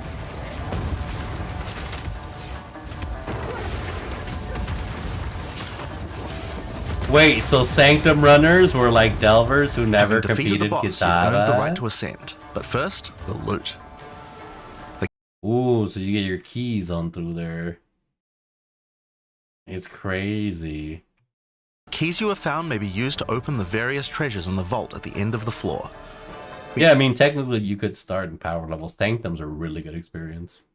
I hope the Sanctums are not as tough as they are in the first game. They won't be, because if you see, there's no, like, oh my god, I'm forgetting the name of the life bar for Sanctum. You didn't have your regular bar. You had your, it wasn't Spirit. What was it? It's a little thing that once that goes all the way down, your Sanctum run is over, you get knocked down. They don't have that. It's based off your HP here. We only have a single bronze key, so we'll just have to open one of these small chests. If you want to open the better ones, you'll need silver or gold keys. How do I get a gold Let's use key? the Altar of Ascendancy. Okay. Your first ascension will allow you to pick your class and grant you 2 points to use in the tree. Ooh, Blood Mage. Now there are more floors and many more rewards that can be found within the Trial of the Sekimas, but we'll save that for the section on the endgame. For now, let's talk about the second Ascendancy Trial, All right. the Trial of Chaos. In Path of Exile 2, you can choose whichever trial you like to earn. Is this Ava? Is this the Temple of Aztecs? You know, that's the thing I hated about Sanctums, not being HP based if you failed or not. your Exactly. ascension. Each culture on Rayclast had their But own. then that's why you wanted to build a build with like high area of effect, so you didn't even have to see the dudes on your screen while you throw some mines out, or you throw your penis brand out and it just shocks them for a bajillion damage and they don't even get close. methods to ascend. If the Trial of the Sekimas is not your kind of playstyle, or you're finding it too difficult, you could try another. If you don't like you can gain Sanctum, all your ascension points from just one, or mix and match them. It's up to you. For early access, we will have 2 trials as options, with a 3rd trial coming later for the full release. okay, so these are the 2 trials. While exploring the Vaal jungle, you'll discover the Temple of Chaos. The Val Jungle. Before the Vaal embraced the science of corruption, their civilization worshipped chaos. This ancient trial was once used by the Vaal to test their high priests. Really? A high priest of the Vaal must show willingness to risk everything to gain power. Entry to the trial requires a token from a strange entity known only as the Trial. Old tomato. Old tomato. I hate old tomato. He's the high priestess. He is the trial master. Old tomato. I mean, they were fine with SRS, but then they nerfed SRS and Sanctums. Yeah, SRS was kind of spicy in Sanctums after a while. Oof. Oof is right. I really don't like Old Tomato. Trial Master. For those in which he sees potential, he shall inscribe an ultimatum. Many have attempted these A trials in high search of priestess greatness. with the most have perished. punchable Will you be voice. able to defy the odds? Before you begin each Same. chamber, It's the so Trial bad. Master will offer you a reward and a choice. Okay. Choose one of 3 tribulations to affect you through the rest of the trial. Monsters cannot be stunned or slowed. These modifiers might beat Show up the me. monsters.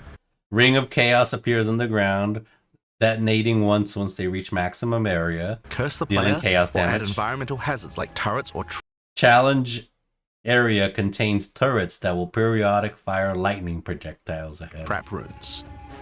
In this case, we'll be picking shocking turrets. Okay, As so you you enter pick the room, it. the Trial Master will fill it with hazards to test your commitment. In this case, you must destroy all the monsters that fill the room, while dealing with the lightning projectiles from the shocking turrets.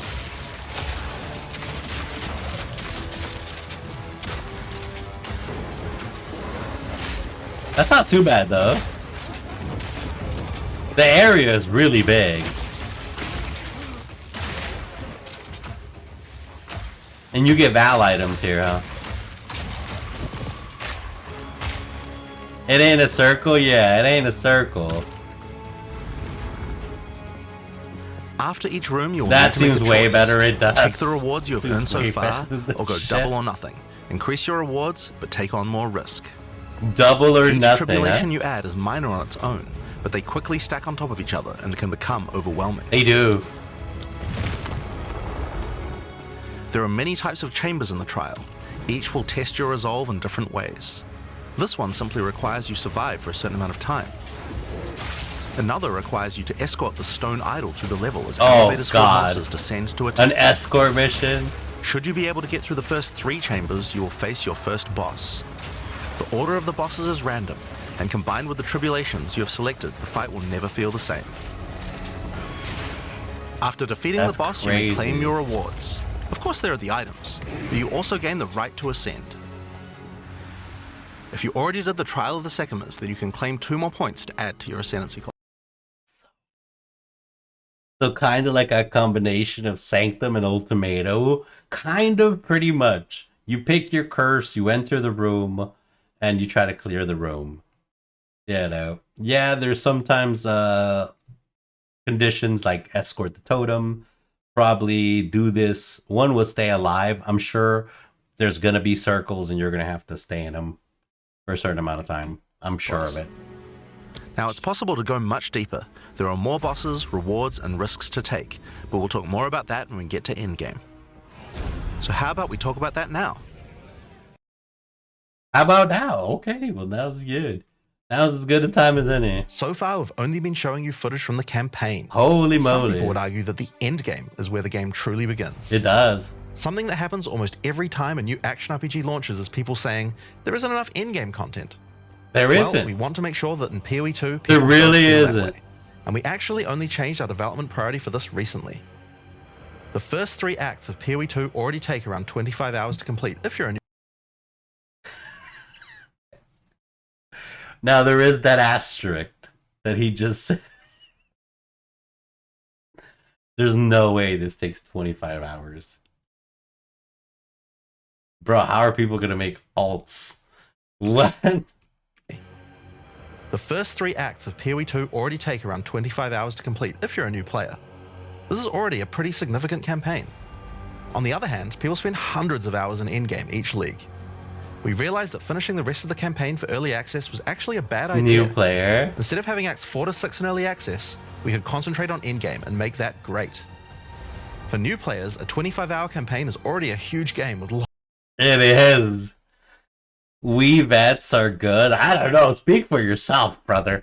I don't know about this Wii stuff. I think I'm gonna be royally fucked when this comes, but we'll have to see how it falls. You know, I still take like a few days to finish BOE one campaign during each new league. During a fresh league, it takes me about 2 days, 2 full streams, and we usually do maybe like 1 hour watching YouTube, and then we like hit it hard for like 4 or 5 hours. So it takes me like 2-3 days on a brand new league, and it's been decreasing. We just started in Toda, so it's been decreasing. 9 hours for me if I rush. That's really good, new attacker. That's really good. Yeah, so fuck 20 hours. I always go slow testing the new mechanics during the campaign. I usually try to find my build that I'm gonna play like to start off with. I've pretty much see the problem is now I've got my PoE 1 strategy ready to go, and PoE 2 is here. So my entire plan is fucked, but this is my plan. I start off with an early build, either Hex Blast or Penis Brand Old Man, and just go straight into Sanctum. Use Sanctum to run my first build, which would probably be a Flicker Strike, and just beef it juicy, juicy, juicy. Unless there's some new like niche build coming out that league. That's my new game plan. And now that PoE 2 is out, I don't know what the fuck I'm gonna do. Lots of content. But for existing action RPG players, what you mostly care about is all the in-game challenges to overcome. Yes. So several months ago, we switched the entire development team's focus over to making in-game content. June. Remember when they had the California West Coast PoE meetup with every single like PoE creator and anyone that made any content on ARPGs? They got feedback from them in June, and that's when they decided to pull the first early access. Because there wasn't enough endgame content. So they pulled the plug on finishing the acts and focus on endgame, which is, I think, really smart of them. Because it'll keep players in the loop playing. I never understood the guys that stormed the endgame. I feel like I would be bored to tears after the first week if I did that. Well, it's not. It really depends if you want to build more builds. The people who storm the endgame are with a purpose. So they usually go storm the endgame and then use that to fund a build. And then once they start getting a juicy build going, then they'll use that build to fund the next build. It's just a pyramid scheme of doing more damage. That's really close, though. It was, but you got to understand, he turned the ship around way back then. And it's a big ship, so they had to take time. But it's been nearly 6 months since the first original release date for PoE 2. So they've been working on it hard. Add props to them. At the start of early access, there'll be 50 bosses and around 400 monster types. bosses. But the great thing is that the rest of the game is like 80% there. We'll be adding content to roughly double Farm the size yellow of the game for a during couple of early divs access and you into seed release. money for a real character. Now, in order to make the endgame happen at the same character level as what it would be after we added the rest of the acts, we've added a second difficulty level called Cruel, where you repeat the campaign with all the monsters and bosses leveled up. And of course, new rewards. You can kind of think of it as like a new game plus. It's also a lot faster to get through the content the second time as your clear speed increases. That will take you to around level 65, where the endgame begins. Once we add the... Welcome back. Was this an old mechanic? Yeah, these guys are goated devs for that crazy amount of work they do in such amount of time. Well, not just the amount of work, funny. You got to remember, they are self-conscious enough to realize, hey, because if you remember, the first date was supposed to be July when we were supposed to get our hands on PoE 2. They did the big get-together, I think it was in May, and the beginning of June. And then they said, you know what, we're going to let it cook. We're going to pull the shit back to November. Then November started getting close, and they're like, you know what, we still need to cook. We got to push it back to December because all the account linking thing. So that is a huge amount of respect. Because not just the self-consciousness of it, it's just that they want to take care of the people. Now, Cruel, I think, is just cruel. Welcome back. The remaining 3 acts will be removing Cruel difficulty, so you'll progress straight from the end of Act 6 to endgame. But what is the endgame? To explain that, I'll hand over to Mark. He can tell you all about it. Okay, here we go. Hi, I'm Mark Roberts, game director on Path of Exile 2. I like him. That's his fucking go-to line now.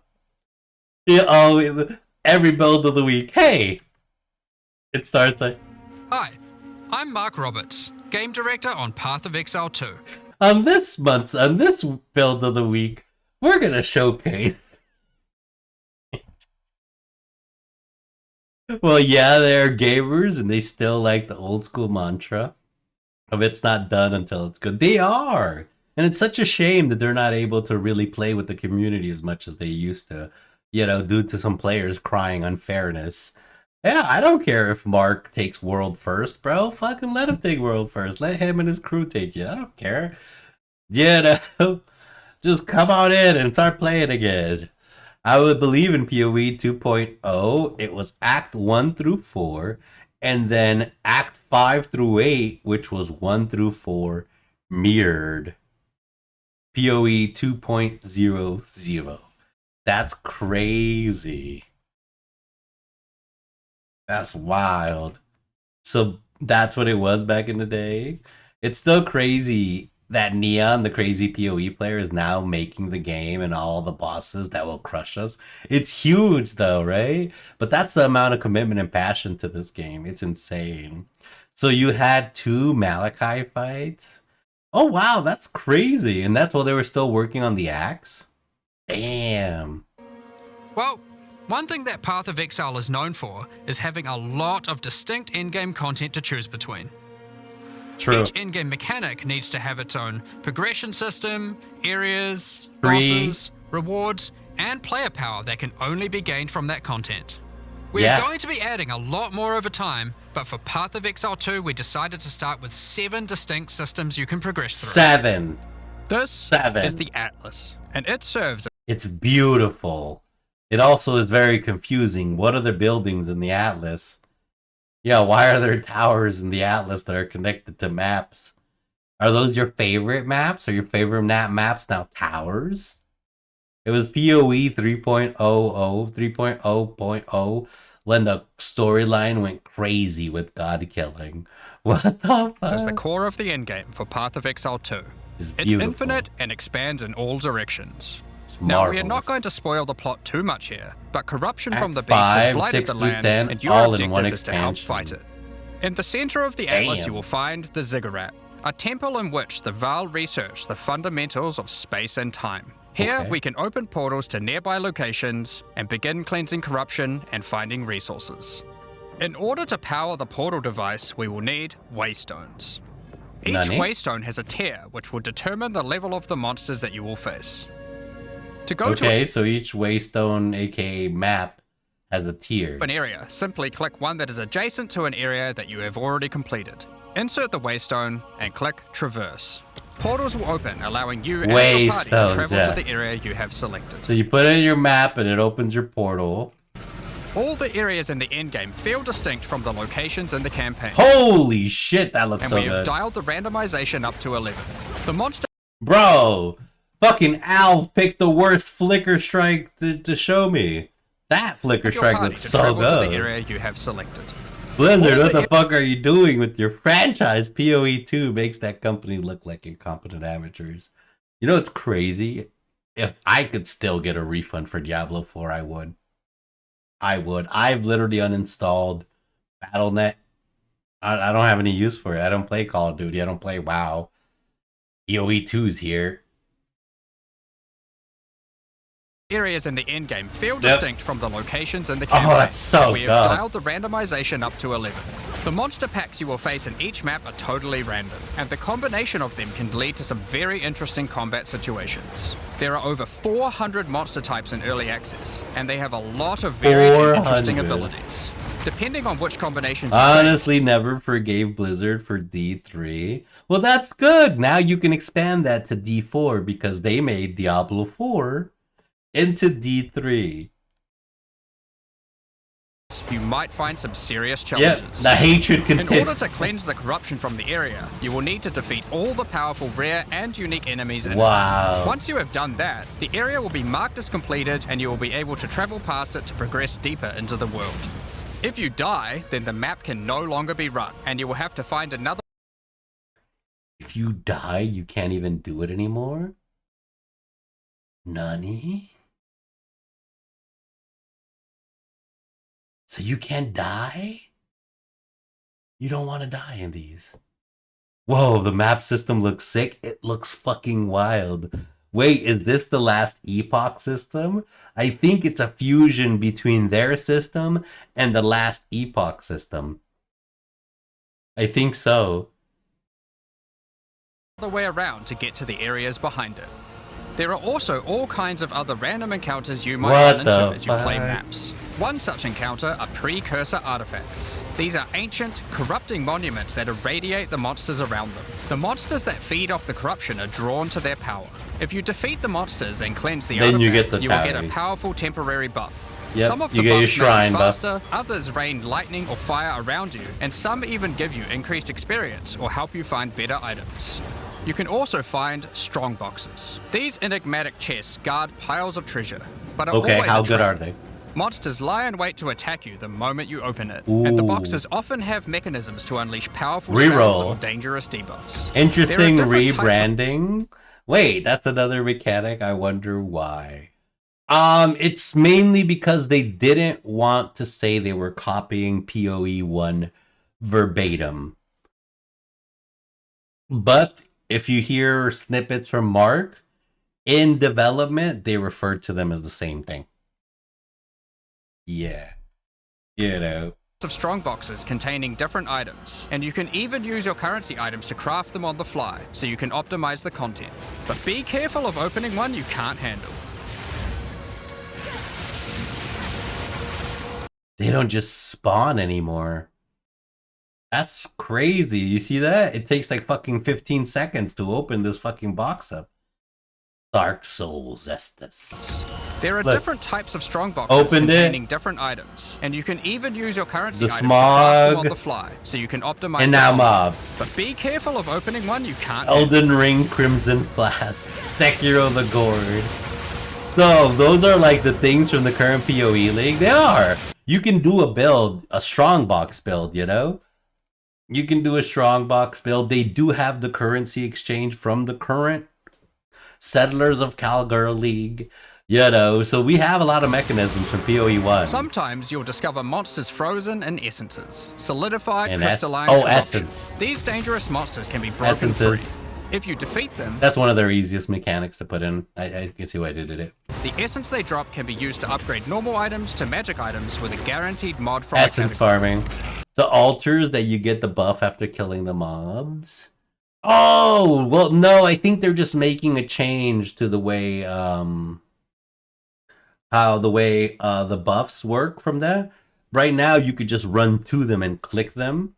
But for PoE 2, they want you to kill a couple of mobs around the tower first, and then you're able to click it. You know, that's basically that part. Let's see where that... Yeah. Because you can go through the shrines before. These are ancient, corrupting monuments that irradiate the monsters around them. The monsters that feed off the corruption. Just like PoE 1, if you don't pick up the tower, it buffs the enemies, you know? Offerings for the altar. Pretty much. So it's just an altar, but you gotta kill the mobs to get the thing, so you just can't run through, click the altar, click the altar, click the altar, and then run through the map at least. At least that's, in my opinion, what they're trying to do. Are drawn to their power. If you defeat the monsters and cleanse the artifact, you will get a powerful temporary buff. Some of the buffs make you faster. And if you see, literally... and cleanse the artifact, you will get a powerful temporary buff. It says Cataclysm Shrine. So it's just a shrine, you know? Some of the buffs make you faster, others rain lightning or fire around you. Yeah, and it's not a lot of mobs that you have to kill, it's just a small handful, it seems. And some even give you increased experience or help you find better items. Yeah, you don't have to kill everything. You can also find strong boxes. These enigmatic chests you the moment you open it. Yeah, and they open really often weird. Have mechanisms to unleash powerful spells or dangerous debuffs. There are different types of strong boxes containing different items, and you can even use your currency items to craft them on the fly, so you can optimize the contents. But be careful of opening one you can't handle. These are very good basic League mechs. Wow, fancy textures on the new strong Sometimes boxes. you'll They look discover really monsters good. frozen in essences. They look so solidified good. crystalline corruption. These dangerous monsters can be broken free. If you defeat them, the essence they drop can be used to upgrade normal items to magic items with a guaranteed mod from a category. For example, we could use this one on some boots to ensure a movement speed mod. 35% movement speed from a shit essence. Wait, hold up. Nani? We It just says essence of haste. It doesn't say shrieking essence of haste.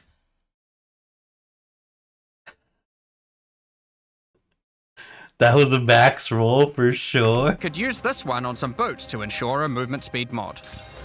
What the fuck? That's Rarely, good. essences will also drop that allow you to upgrade magics to rares, adding the guaranteed mod. Yeah. P1 movement speed mod off a regular fucking essence.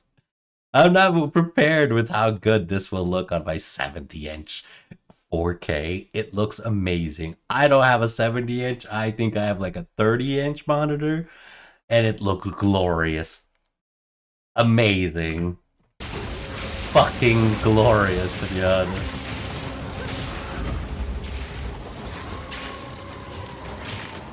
This is incredibly powerful, since it allows you to get a second deterministic mod in your crafting projects. Wait. What? Hold up. Essences no longer reroll your gear. Essences no longer reroll your fucking stats. Essences no longer reroll your stats. Time out.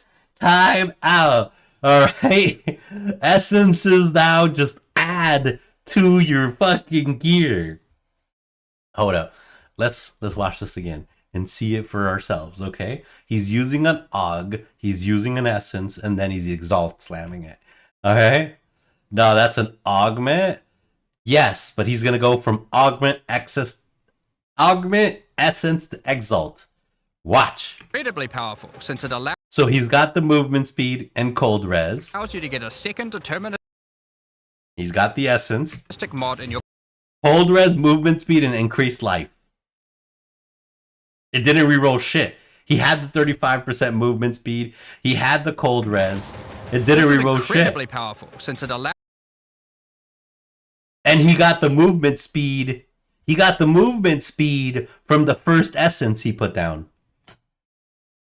So he used one essence to get the movement speed, an augment orb to get cold res, and another essence to get life. you to get a The greater essence of the body with one life modifier. So there is essence and greater essence. second deterministic mod in your crafting project. And then an exalt slam. Oh, that's so weird. It's a new thing that's going to change the way gear is crafted.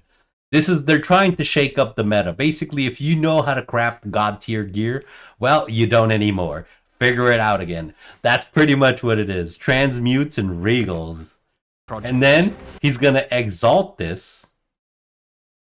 Combining these with the currencies that are commonly found in Rayclast for modifying items, and Life, movement speed, double res.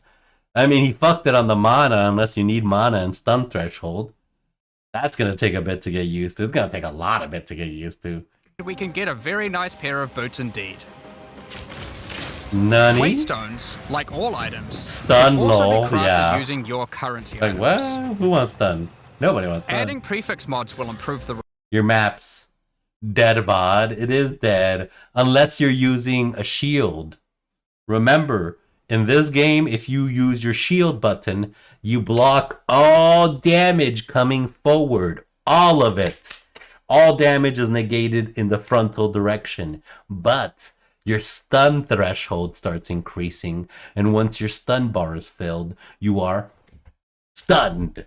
But if you increase your stun threshold to a high enough level where you can't even be stunned, you just ding ding ding ding ding ding ding ding ding fire. Ding ding ding ding ding ding ding fire. Ding ding ding ding ding fire. Ding ding ding ding ding fire. Yeah. The ARPG isn't always the way you try to make a perfect item and it rolls bloody stun. It does. It really does. That's so much funny. Just parry with the shield. Perfect parry. You beat Ishin, I know, but they don't give me a perfect parry. They give me a perfect parry, bro. We'll do it. We'll do it. Rewards, while suffix mods increase danger. Okay, whoa. These are maps. Prefixes increase reward, suffixes increase mob damage. What? So these are your maps. So he's got a transmute and an augment. Adding prefix mods will improve the rewards, while suffix mods increase danger. The more dangerous a map is, the more waystones will drop. He called it a map. Adding mods to He called it a map. He called it a map instead of a waystone. Ah, gotcha. He called it a map. Yeah, the more rolled your waystone is, the more chance to drop more waystones. I got you, bro. Don't worry. Your waystones is key to progressing to higher tiers and sustaining them, but that require you makes to sense. take on larger challenges. Now, the waystones are just basically maps, but they don't want to have the actual mapping thing. But doesn't modifier mob density? It probably doesn't. They don't want you to get mob density, bro. They're tired of it. They're tired of you getting more monsters. They're tired of you filling up the screen. They're tired of the clutter. No. Bad of you, attacker. No mob density. Bad. Well, I mean, you get your pack size. You get increased pack size. That's some.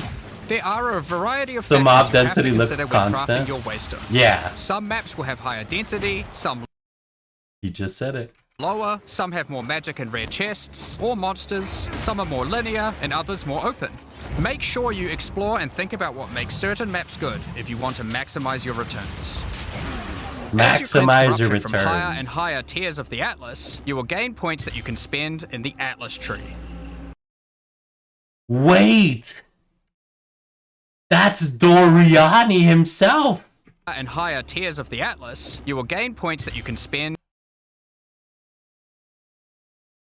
That's Doriani himself. From the Doriani's mechanism. And all the other Doriani stuff. Holy shit, we're meeting the great scientist Doriani. In the Oh god, so many Val NPCs. It's a very Val heavy game. Yeah, PoE 2 is very Val heavy. Atlas tree. This tree allows you to juice the danger and rewards of all areas in the endgame. You could increase the number of monsters, the number of rares, the There's number the of Atlas. precursor artifacts or strongboxes, even the Yeah, they don't call them shrines anymore. They call them precursor artifacts. That's a fucking mouthful. Adziri gotta appear at some point. I think Adziri is like one of the religions they pray to. Either Adziri or Cholula. Whoa, so we travel back in time for the end game? I don't even know. Is Doriani dead? Is he immortal? I personally don't know. This is supposed to be 1,000 years in the future, or 2,000 years, or 500 years in the future. This is in the future. After we unleashed all the gods, the crazy fight with Katava. True Alva. Alva. We've seen her. She's literally been in like the first 30 minutes of the opening scenes in this game. We've seen Alva. She is here. It has to be in the past. She is here. She's here. quantity of item drops. As you explore the Doriani endgame roadmap, has to be long dead. You don't know that. Doriani invented Doriani's mechanisms, Yeah, you don't know. Maybe he's an immortal. you'll Yeah, notice who various different knows? biomes, from snow-capped mountains to dense jungle valleys. Most maps are Did restricted we get to another certain bandit? biomes. No. As you continue to explore deeper into the Atlas, there are all sorts of things to discover. These cities are constructed by different peoples of raid class and have specific items that can be found there. These strange structures marked on the map don't appear to do anything for now. Perhaps you'll work out how to use them later. No. We working it out right now. Wait, hold up. A realm gate. Peer into the abyss unknown.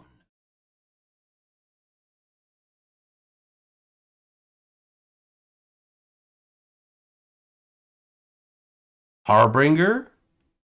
I was gonna say the mining. Minecraft. What is it? Not Expedition. Into the delving. But it says abysses. Marked on the map don't appear to do anything for now. Perhaps you'll work out how to use them. The Reliquary Vault. Why does that sound familiar? The Reliquary. That has to do with Sanctum. That 100% has to do with Sanctum, right? Yeah. The Reliquary was where you kept all the relics. Them later.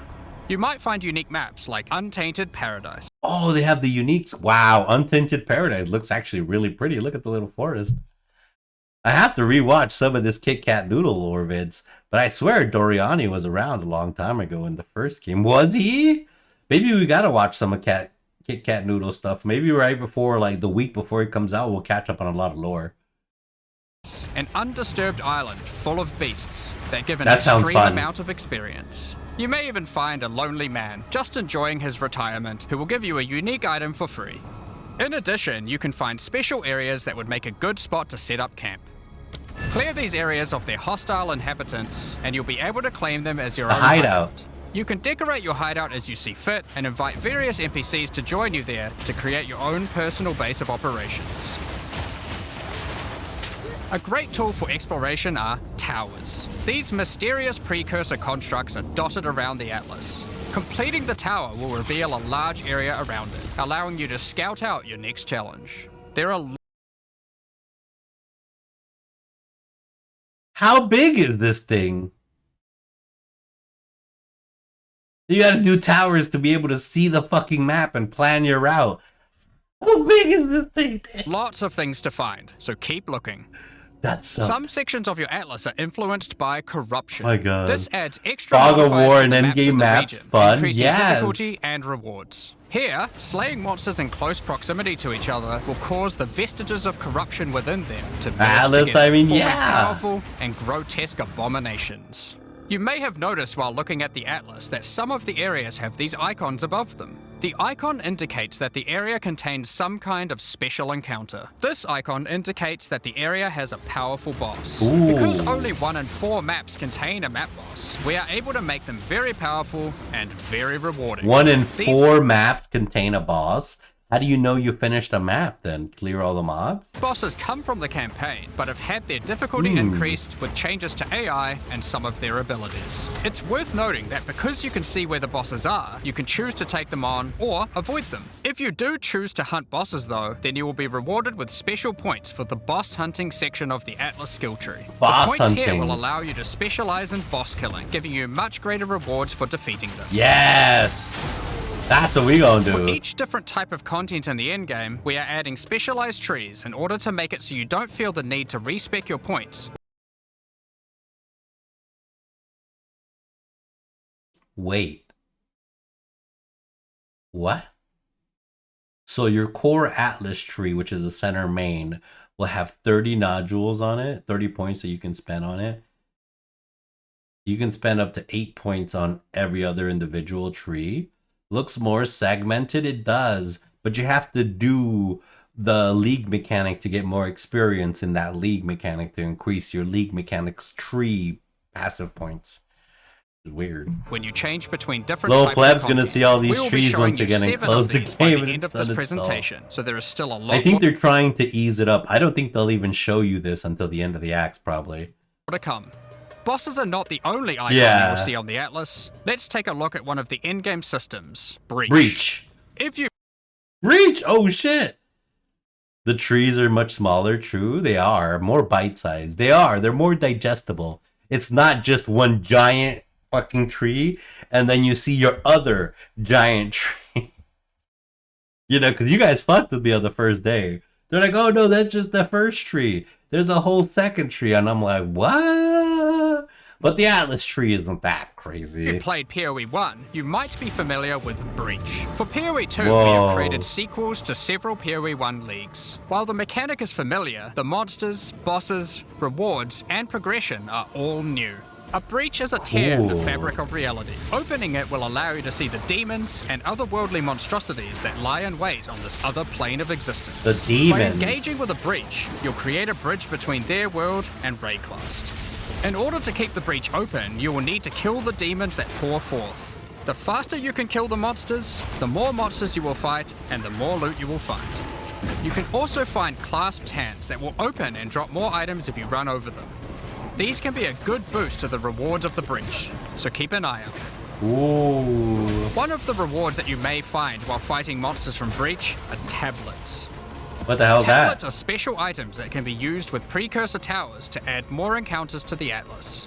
Breaches will drop breach tablets. Clicking on a completed tower will allow you to consume the tablet to add more breaches to areas within range of the tower. This makes all That's so weird. Okay, so if you want to do a league mechanic, you got to find tablets for your league mechanic and then use them in the tower with the map that you like to play. So it affects that map, and hopefully the map you like to play gets the thing. But also you're going to have to do the mechanic in all the other maps that it pops up. It's a lot more RNG. the content in map, the yeah. Atlas self-sustaining. Want to do more breaches? Find the tablets, add them to your towers, get more breaches, getting more tablets. Soon your Atlas will be covered in otherworldly domains. In addition, like all items in PoE, you can craft them. Use your currency to add mods to your tablets, allowing you to upgrade all the breaches and craft them. Use your 6 maps in range contain breaches. Breaches in your map contain 1 addition. This is pretty crazy. I got angry in free time playing PoE 1. Getting scared after seeing the passive tree. Calling it a skill tree. I would yell at the video for saying it's not a skill tree. It's just passives are in the game, gem silly. Yeah, I mean, over the words and configuration, it's just you can get really lost in the sauce. PoE 2 looks so good. It looks amazing. I am so excited. Hey, Gutta. I currency can't. to add mods Everything looks so good, and I can't wait. to your tablets, Yep. allowing you to upgrade all the breaches in range. Oh my Tablets God. can have up to 2 mods. These mods do things like adding extra rare monsters, Experience, extra clasped hands, or even monster monster density, of density. breaches, allowing you to keep them open longer. Often, you will find multiple towers near to each other with overlapping areas of effect. This can allow you to rarely juice the mechanic by stacking the mods from multiple tablets. In Oh, your damn. fight to hold the breach demons at bay, you may I want just want to play Skelemages in it and actually be good. I miss it in PoE. Well, you know that the minions, especially for the first probably 3 months, are going to be busted as fuck. Right now, Gutta, is your chance to create the army of the dead you've dreamed of and let them take over Rayclast. use the powers of their world against them. It's Each so good. in-game mechanic always has player power that can only be gained from that mechanic, and Breach is no different.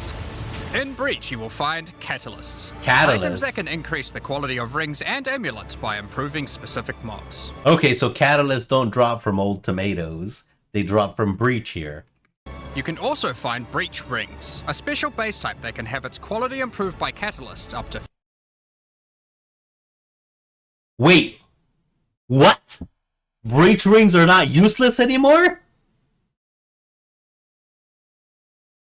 The new minion system is so cool. Custom Pokemon style. Summon gems, that's so sick. It is, and you get to pick what kind of minions you want. But wait. This ring's quality can be up to 50%? Plus 160 life, 20% rarity, 30 life. This is a god ring. Yes, I seen that. I'm so excited for it. Finally not corrupted. 50%. In this case, you could create a ring with around 170 life. Breach rings can become some of the strongest rings in the game, giving you some good motivation to face the demon hordes. Okay. And it's not corrupted. And it's not corrupted. Okay, so Breach, we're doing Breach and we're doing Sanctum. Somebody else run old tomatoes and sell me whatever the hell they do that. In addition, each I'll sell you catalyst. endgame mechanic needs to have a pinnacle endgame encounter. What the While heck? killing breach monsters, you may find breach splinters. Collect enough of these and you'll be able to create A breach stone. using a vile technology called The Realm Gate. Oh my god.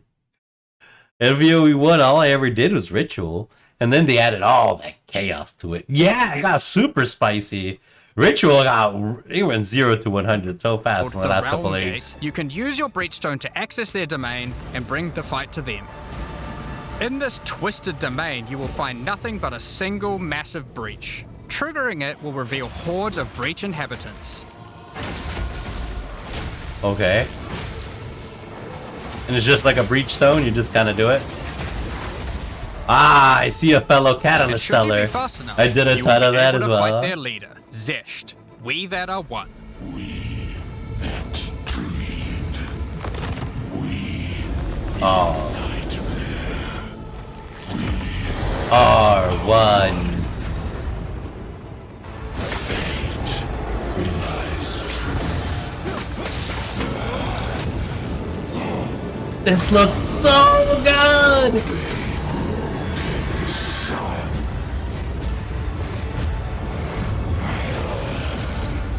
Oh, I'm gonna die so many times.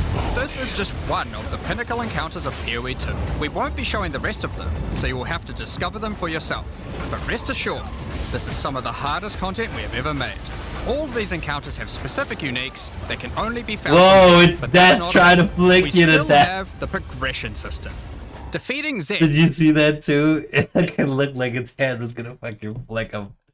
Thought it was gonna be like the Mario head. will give you points to Oh my allocate into the God. breach section of the Atlas tree. Allocating these points will make breaches and the breach domain even harder, but will give you more rewards. The small nodes will increase the difficulty of the twisted domain, while the large nodes have more specific bonuses. For Damn. example, this node adds more clasped hands to your breaches, and adds a pack of magic monsters that can guard them. Get some more points and you can allocate get some more Waking Nightmare, experience. which will double the number of splinters you get from clasped hands. Damn. And inflict you with a mysterious debuff. In Oh, with the order to debuff? earn more points, you will need to defeat Zesht at a higher difficulty, and some rewards from Zesht can only be found by increasing the difficulty of the Twisted Domain above certain thresholds. Defeating Zesht at difficulty 4 will be a challenge indeed, but there are many more threats in Rayclast. Ritual altars are sacrificial sites.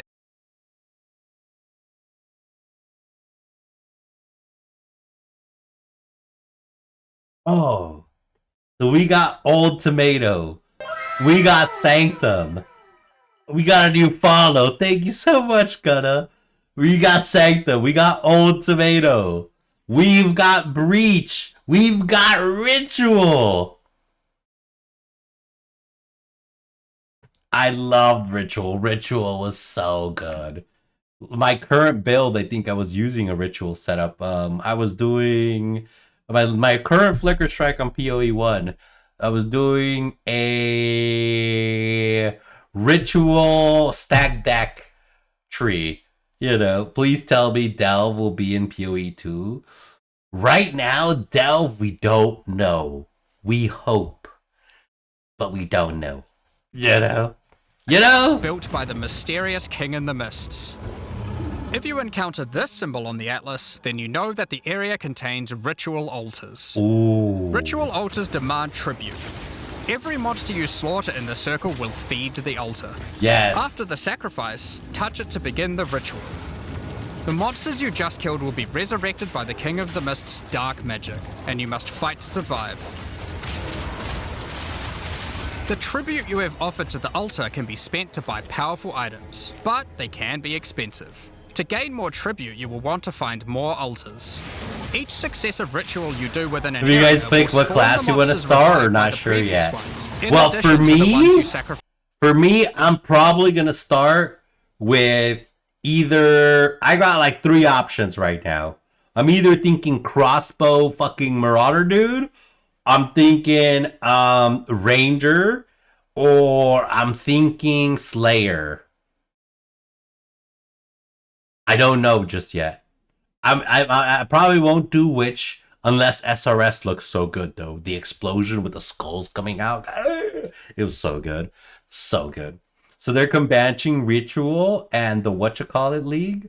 The one with the Wildwood Forest. Yes, actually, they're making Ritual pretty much connected to the Wild Wisp lore-wise. So pretty much Ritual has started to be connected to the King in the Mists. If you've seen that lately, even since like that was over. So even till now, you can go do rituals and find rituals that are currently ran by the King of the Mist and drop invitations to fight them right now. You know, so they're spiraling. They're giving rituals, you know, their lore. So it's really good. Cool, yeah, it's gonna be so good. By the end of an area, you'll be fighting a truly imposing number of foes, but will have a significant Affliction amount League, of yeah, tribute that to was one of the spend. best leagues One too. of the rewards you can buy with tribute are omens. These are Omens are back, gang. We back. Well, this item is active in your inventory. Your next exalted orb with only add prefixes?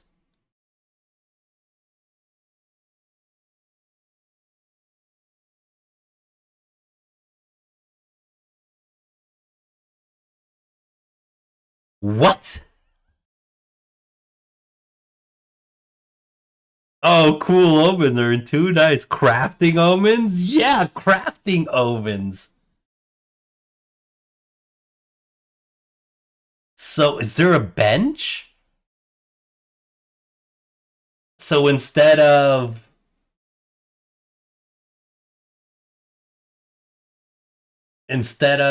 using like cannot change suffix modifiers, you would want to use this and slam it? Oh my god, I don't even know.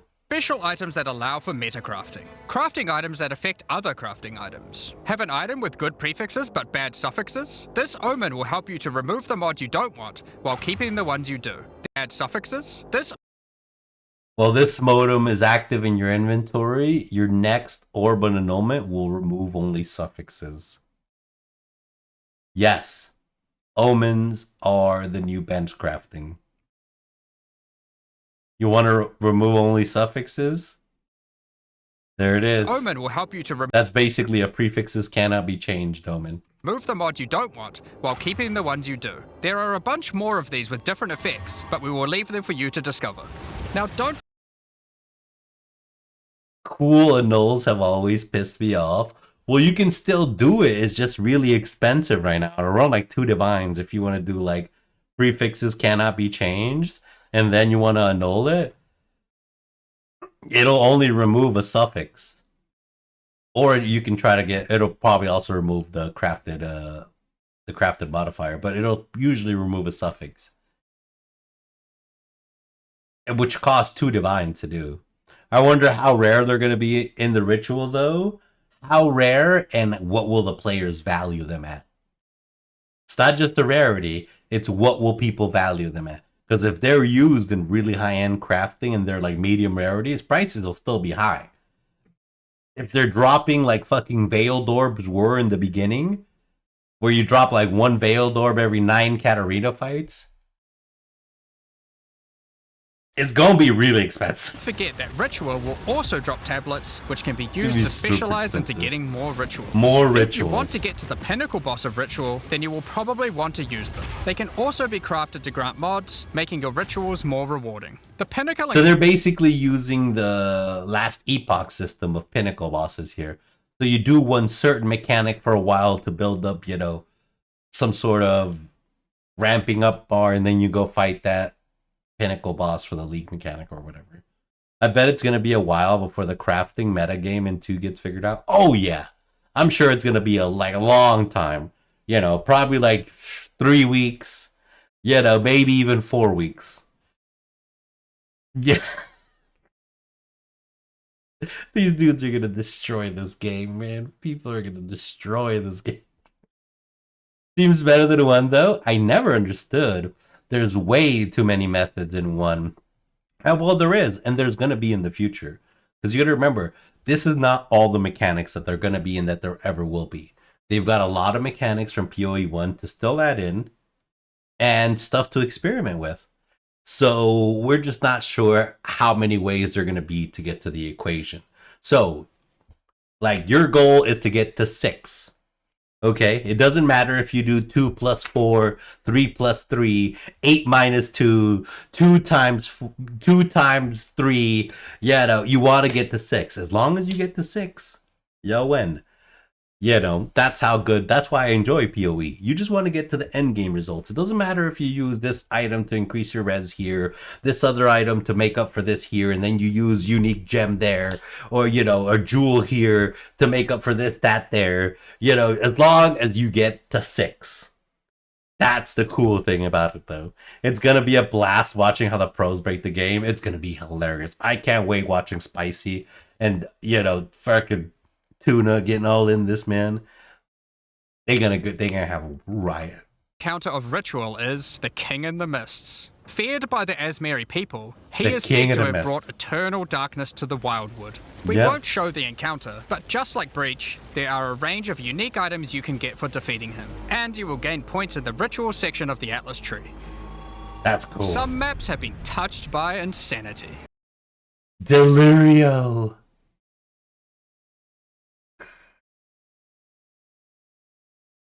This is gonna be really good, guys.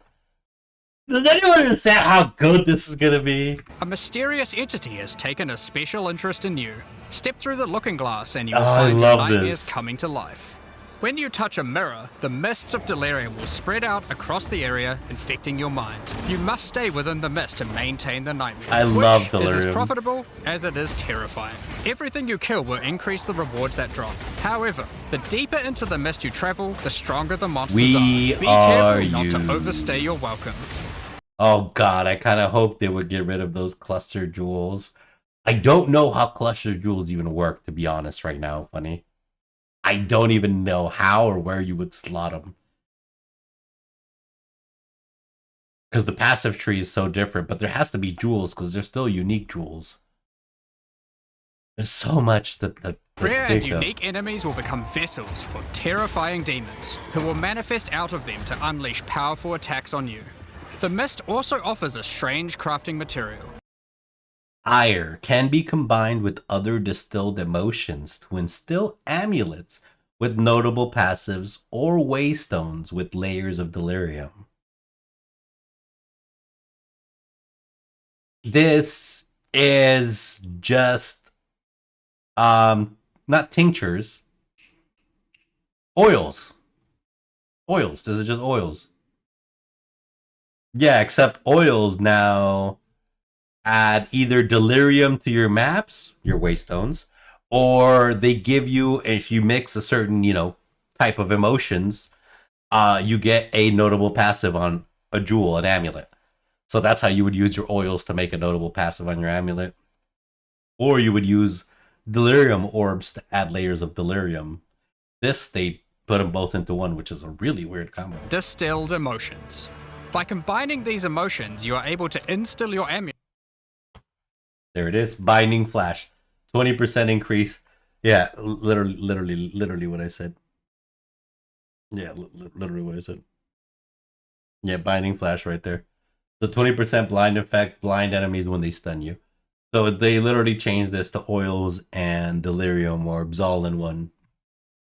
With a notable from the passive skill tree. Okay. This is like gaining an extra passive point for free, attached to your gear. It is. They are also particularly great because you don't have to traverse the tree to get them, allowing you to get off-class bonuses that would normally be much harder to get. Distilled emotions can also be used to instill your endgame maps, Ooh. applying Delirious to them. Yeah, so they give delirium to your maps. So it's basically simplified it. Oh, that's nice. It is, you know, instead of having to find oils and buy oils just because you want to do Blight. Now that makes me wonder if Blight's gonna still be in the game. I hated Blight. You hated Blight? I thought it was super chill, like especially on stream because I could hella like half AFK it, you know, and just bullshit. It's like 3 league mechanics in one. It is. It definitely condensed all the league mechanics. So no oils and, you know, no delirium orbs now. You just have the ire that does the job for both. and adding additional difficulty and rewards, allowing you to further juice your in-game maps. There The it tablets is. you can find from Delirium can be used to further improve it, increase pack size, make the fog dissipate slower, or improve your progress towards the pinnacle encounter of Delirium. Speaking of which, every now and then you will find Simulacrum Splinters, the mysterious entity. Oh my god, we got Simulacrum. This is gonna be a crazy league. Will create strange encounters based on warped versions of your own memories. Monsters Holy and hell. simulacrums come in waves that The thing I hated about Blight is your towers stop attacking if you walk away from them, and totally defeated the point. True, but they didn't just want people to be able to cheese it. You know, you just put a tower at each gate, a freezing tower, and if it's not weak against ice or strong against ice, you kind of just win the game. But they did really good jobs because they expanded the line of sight.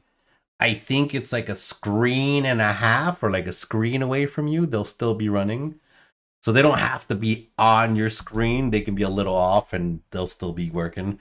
They extended that range, but it's not unlimited, so that's true. get progressively more difficult. You will receive loot at the end of each wave, and you will have to make the decision to leave now or continue on, facing up against even tougher foes from the mist. Oh, there the he bosses is. you will face as you get deeper into the Omniphobia, the simulacrum are bastard. truly terrifying. That asshole, he's really If strong. you can complete a simulacrum, you will gain points for the Delirium section of the Atlas skill tree. So you have to do simulacrums for Delirious. Next For up, we have Delirium. Expedition. This is going to be really weird.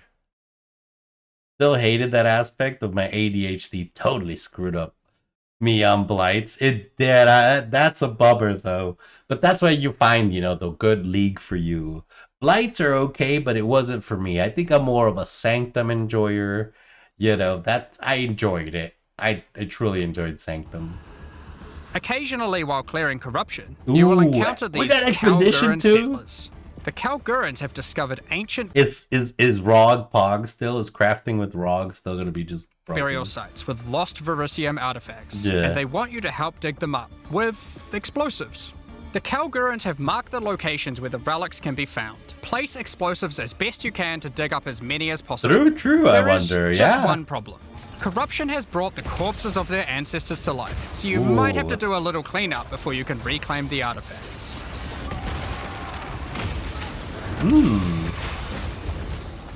You can also find remnants, the destruction of which will further anger the restless dead. Each one you blow up will make the subsequent monsters more powerful, but also more rewarding. Okay. Danig, Rog, Tujin, and Gwenin will exchange Gwenin still has her gamble. You can still gamble through Gwenin. the artifacts for useful items and runic magic. You can also find tablets to increase the number of expeditions and the rewards. What about Tujin? This one increases the radius of explosives, while this one increases the number of remnants you will find. And rare monsters. Eventually, you might discover a logbook. These Okay, are special logbooks. maps full of buried treasure and relics. Essentially, one giant dig site. Here, you can create an extremely long chain of explosives and go through a very high number of remnants. But be careful. That's a big ass map.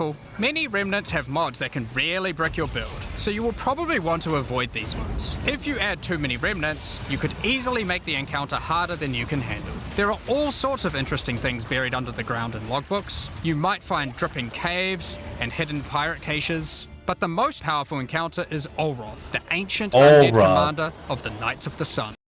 Oh, they put Olroth down there?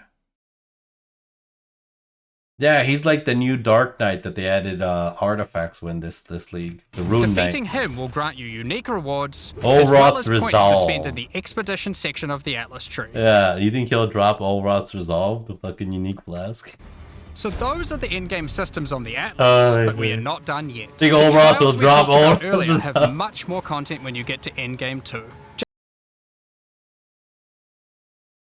There is so much endgame here.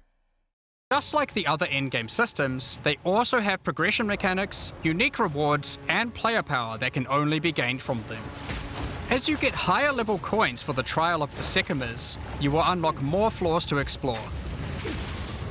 Each floor has its own challenging rooms and a floor boss that you will need Holy to kill. shit. That's spicy. There are 4 floors in total, leading to another pinnacle boss. That's SRS. That was SRS. It looks so good. There are 4 Look at floors it. in total, Oh, leading there to they another are, pinnacle little boss David at the skulls. end of the Oh last my floor, God. which can only be Somehow I worry that they don't let you pog the ROG anymore. I would do too, because they didn't talk about them though. So I'm just keeping up the copium and hoping that we can still make money. And Scala Mages? Was that Scala Mages? Oh my god, Gutta is so back. There. Look at the mages casting. There are 4 floors in total, leading to my another pinnacle boss at the end of the It looks last so floor, good. which can only be accessed at endgame. Wait, you said SRS? Where? Right. It looks a lot different. This is SRS now. I forget what the actual skills read, but you have to kill an enemy for them to spawn, if I remember correctly.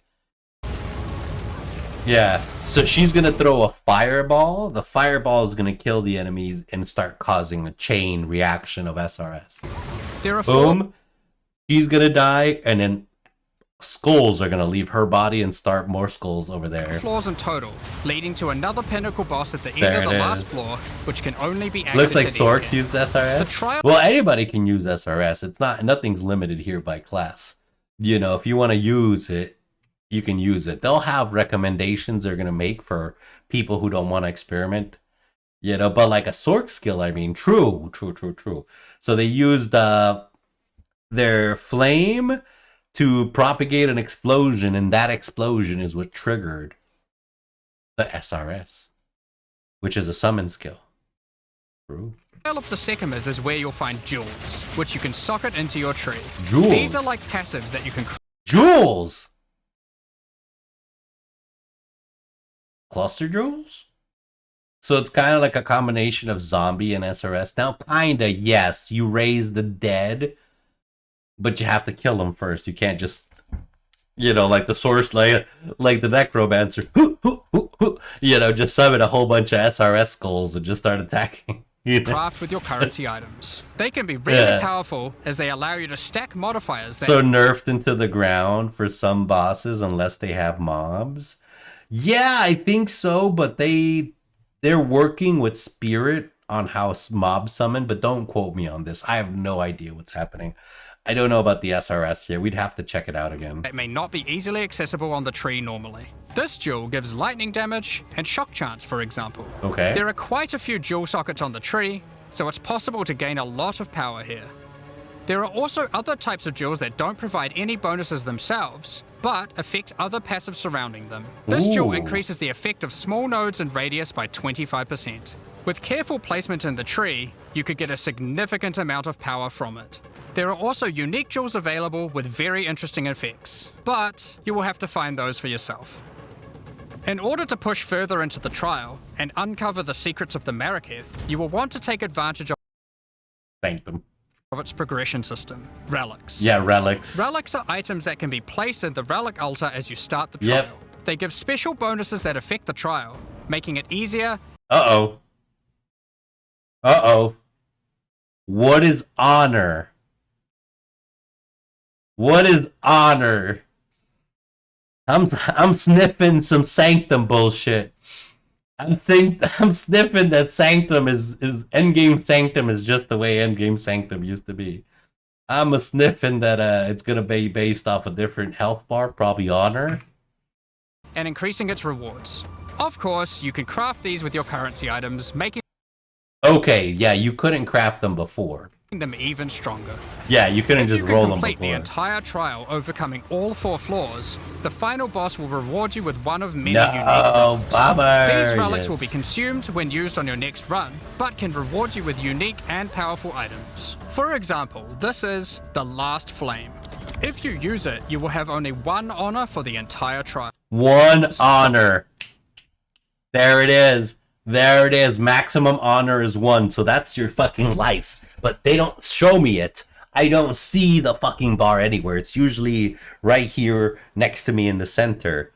Like, there's a bar, you know, there's no bar here representing the honor. So literally it is. No bummer. Yeah, so it's gonna be just like old Sanctum. you know, honor and whatever the spirit shield for honor is. A last flame. If you use it, you will have only one. The honor is above the health bar, the numbers anyway. You are 100% right. I'm covering it. My dumbass face here. There it is. There is the honor.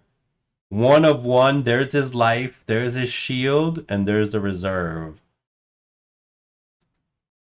Trial. So you will need to do a completely hitless No run. hit run. The Trial of Chaos also extends into the end game. As you gain inscribed ultimatums of higher and higher levels, Yeah. the number of chambers that you can go through increases. In true Val style, shitty. this allows you to take even more risks for even more rewards. So they tripled down on Old Tomato. They were like, you know what? You guys don't like it? Well, here you go. It's part of your core fucking functions. I don't know how to feel about this. Especially now that SRS needs kills now. Yeah! It's insane. I don't even know. We're just gonna have to get our hands on it. Holy At shit. endgame, you can progress through up to 10 chambers with 3 bosses on a single run. Stacking 10 tribulations on top of each other will make this a significant challenge, but it's worth it. The Trial Master will tempt you with items of the Val Empire, such as Val Orbs. Val Orbs are powerful crafting items that corrupt your gear with random, mysterious outcomes. Okay. Corruption prevents an item from being modified further, so it has to... Corruption. You know, I suppose we have a dodge rule now. Yeah, we're just pretty much constantly forever dodging. Yeah. be the last step of your craft, but it's also the most impactful one. For example, if you use one on your body armor, it might add a new powerful enchantment. Or, What enchantment? example, if you Oh, it gave it plus 30 to life. use one on your body armor, it might add a new... Is there no crafting bench? Oh, well, no, that went above. That's a Mahuzit. I'm excited for WASD. Implicit. Honestly, so many times on PoE 1 I died because of autopathing. Did you really gotta? I'm so confused. I don't know how to feel, to be honest. I feel like I'm gonna die to it. It's gonna be terrible. That terrible. It's gonna be awful. But F invisible mobs? You think they're gonna have invisible mobs that troll us still? new powerful enchantment. Or it might reroll up to half of its modifiers. Wait, what? Val Orbs also enchantment. Or it might If you use one on your body armor, it might add a new powerful enchantment. Or it might Damn it, I missed it. I missed the clip. reroll up to What did it one on your body reroll? armor. It might add a new powerful enchantment. Or it might Okay, there it is. We got it. Like in the trials specifically, the ones that have the level ups or downs, or when the spikes get in the way and it starts running away, 100%. You know, it's gonna be crazy. They always screwed in my sanctums. The invisible mob. Oh, I know who you're talking about. They're the dudes who crawled and start off invisible. Yeah, since I usually played a miner or a penis brand, usually they don't get too close, but 100%. I hope this game won't be overwhelming. PoE 1 gave me a tumor. Well, where did he give you a tumor? Tumors are everywhere, Darkness. I mean, if he give you a tumor on your toe, I mean, that's just a toe tumor. It wasn't too overwhelming on the brain. You know, you can hop back in. But if you're talking about like difficulty in crafting meta and all sorts of things like that, it's still going to be just a little touch complicated. But I like big butts and I cannot lie. So we'll do a big butt. They will ease you into it. They will have recommended skills that will synergize if you don't want to get too wackadoodle and experiment, you know, things like that. It's not going to be as rough from what I feel like. They're not just going to dump you in and you get 2 big Atlas trees and you're just like, what the fuck do I pick? You know, I love those jewel sockets. Reminds me of D2. I love the jewels in D2. I love that they took the links out of the gear. They did. It's all now in your gems and your skill sockets. But sockets and gear still matter. If you just see right before us, there is a chest piece with an empty socket. So, But let's take a look at Val Orbs. 78 armor, 150% armor, life, res. That's a good armor piece. What does this Val Orb do? Well, might reroll up to armor. Oh, Jesus. When it re-rolled it a lot. It re-rolled it a lot. You lost like a lot of armor. Whoa, wow. Okay, damn. half of its modifiers. Val Orbs also have the ability to add a socket, Sockets, here we go, everybody. Ears up, ears up. allowing you to bypass the normal restriction of how many sockets an item can have. That's what the sockets are for. Allowing you to Yes. We covered this. These relics that they showed. These runes. Val Orbs also have the ability to add a socket. Yes. So these runes allow you to make up. These is basically like kind of like jewels or crafting on a ring. You know, when you just need that one little bit of res or just a more damage, just a touch. This is where runes are going to come in. So end game, you're going to have like 3 sockets because that's the max of a chest piece and a weapon. Everything else can only have a max of 1 socket unless this can add an extra socket. Theory crafting is opening up. It's getting crazy. And I also forgot to mention, I love the design of the inventory menu. Am I the only one? Look at this Demon King, this Demon Queen, and these statuesques right here of like Roman marble. Fucking beautiful, dude. I am in love with everything. The design, the UI design, all of it's just beautiful. Yeah, that's what I meant. That reminds me of D2 style jewels, and that's so good. Allowing you to bypass the normal restriction of how many sockets an item can have. Yeah, I wonder if that's not changing the amount of skill gems. It doesn't. Skill gems are in a complete different menu. These sockets only affect your runes, how many runes you can have, which increase either damage or resistance typically. You know? A body armor could get up to 3 sockets this way, allowing for a significant number of mods. 3 sockets. Val Orbs can even modify uniques. Adding enchantments or sockets to uniques can make... Okay, it gives the uniques an implicit. It gave it 7% attack speed. Make them incredibly powerful, Holy but there is a moly. good chance that you will break them as well.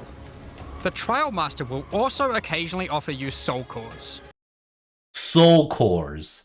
Marital weapons. Attacks with this weapon penetrate 15% elemental res.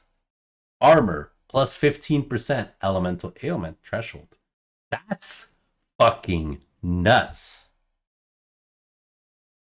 Holy shit, but these is you have to do attacks. That's why they underlined attacks. So if you're not casting an attack or you have something else like a totem or etc. doing it, then it's different. That's still wild. Originally formed by Chaos, the Val sought to replicate soul cores through human sacrifice rituals and blood magic to power their civilization. Soul cores are powerful socket. Oh, once socketed, you can't take it out though? Good catch, Gutta. One thing you learn about me is I'm not the best thorough reader. But fucking right there in front of our eyes in 4K, placed into an empty socket on equipment. Once socketed, it cannot be removed. Damn. Yeah, no, you missed my Final Fantasy XIV arc. For 2 years, I thought this one skill added attack, and all it did was just increase defense. Yeah, it's fucking 2 years for using that wrong. Oh, dang, that's really rough. It's really rough. So this is going to be super endgame stuff. So you're not going to socket a soul core until you've got like some Gucci gear that you're going to want to keep. You know? Items. And when you sell if you're going to sell a chest set, prices are going to vary so much. Because you could have a unique with 0 sockets, or you could have a fucking unique with critical damage bonus and fucking hits against you have less critical. So that could increase the price of a piece of gear depending what you socket into the core. This could vary so much. So it's kind of similar to corrupting unis in PoE1. Kind of similar, except you don't have to corrupt to socket this. Corrupting with the Valor gives you a chance at an extra socket, so you can socket stuff. But this doesn't corrupt it. It's a permanent addition to whatever piece of gear you got. So you got one Gucci piece of like an axe, and you're like, this is my final axe. And then you put it in and it's Jover. But the problem is no one can remove it. In the sense that it's in final, 100% it's final. And so if somebody wants to modify it, they can't. It's there forever. So if they find something way better,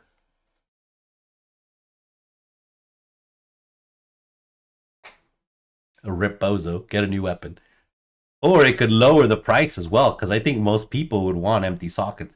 You could be right too, Gutta. For some things, empty sockets are going to sell through the roof.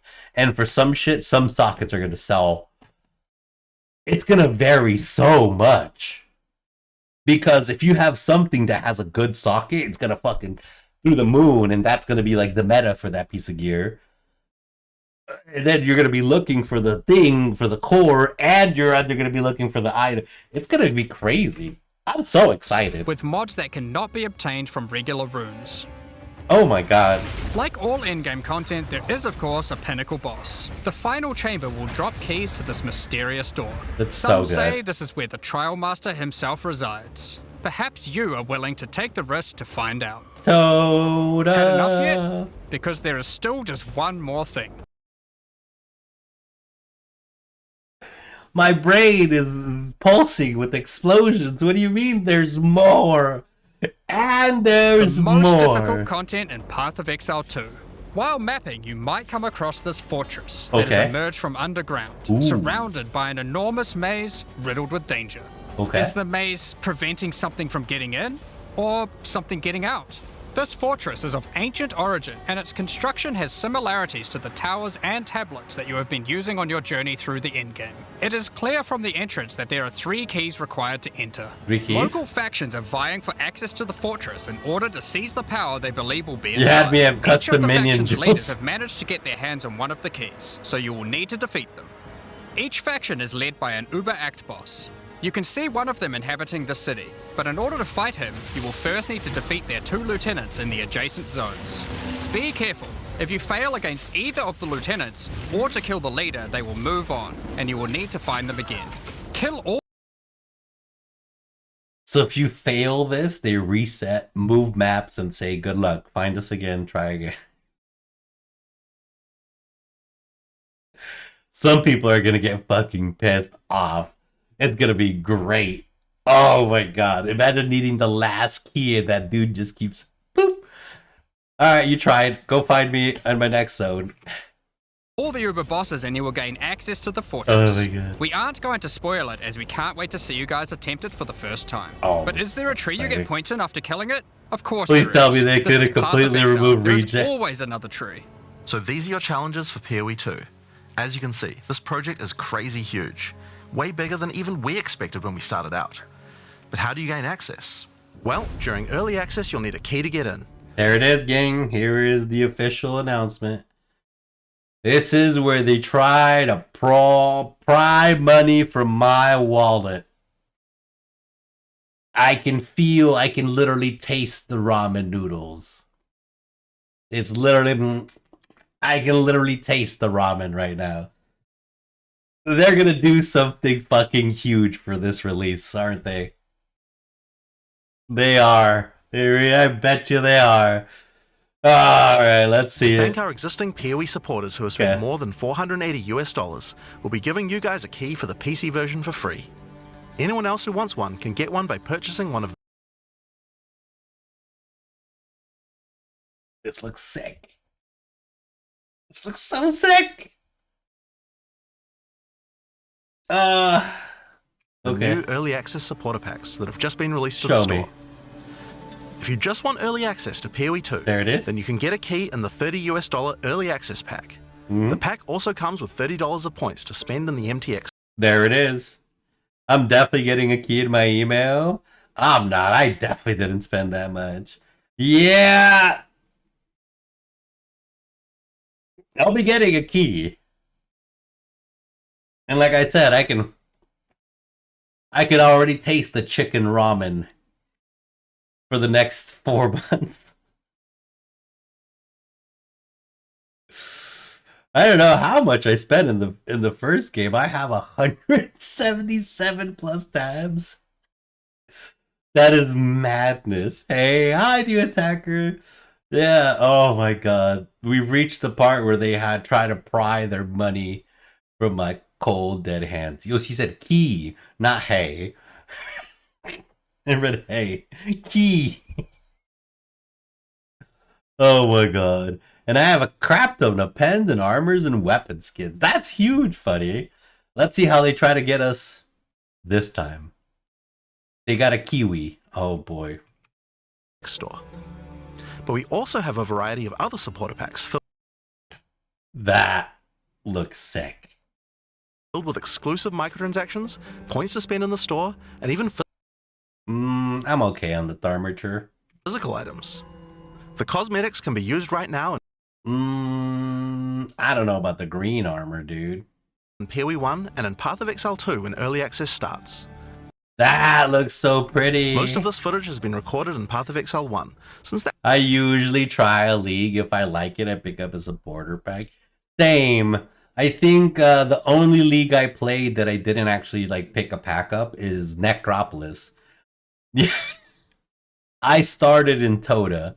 So yeah, Trial of the Ancestors was my first league. And since then, you know, it's been great. But I have not bought a pack in Necropolis. I think that was the one, that was a league for experienced people that knew how to metacraft and do all that. It had nothing for a newbie like me. So I spent Necropolis just trying to master Sanctum. You know, the league is pretty fun indeed, is it? I don't know, Necropolis wasn't very fun for me at all. that's where you can use them immediately.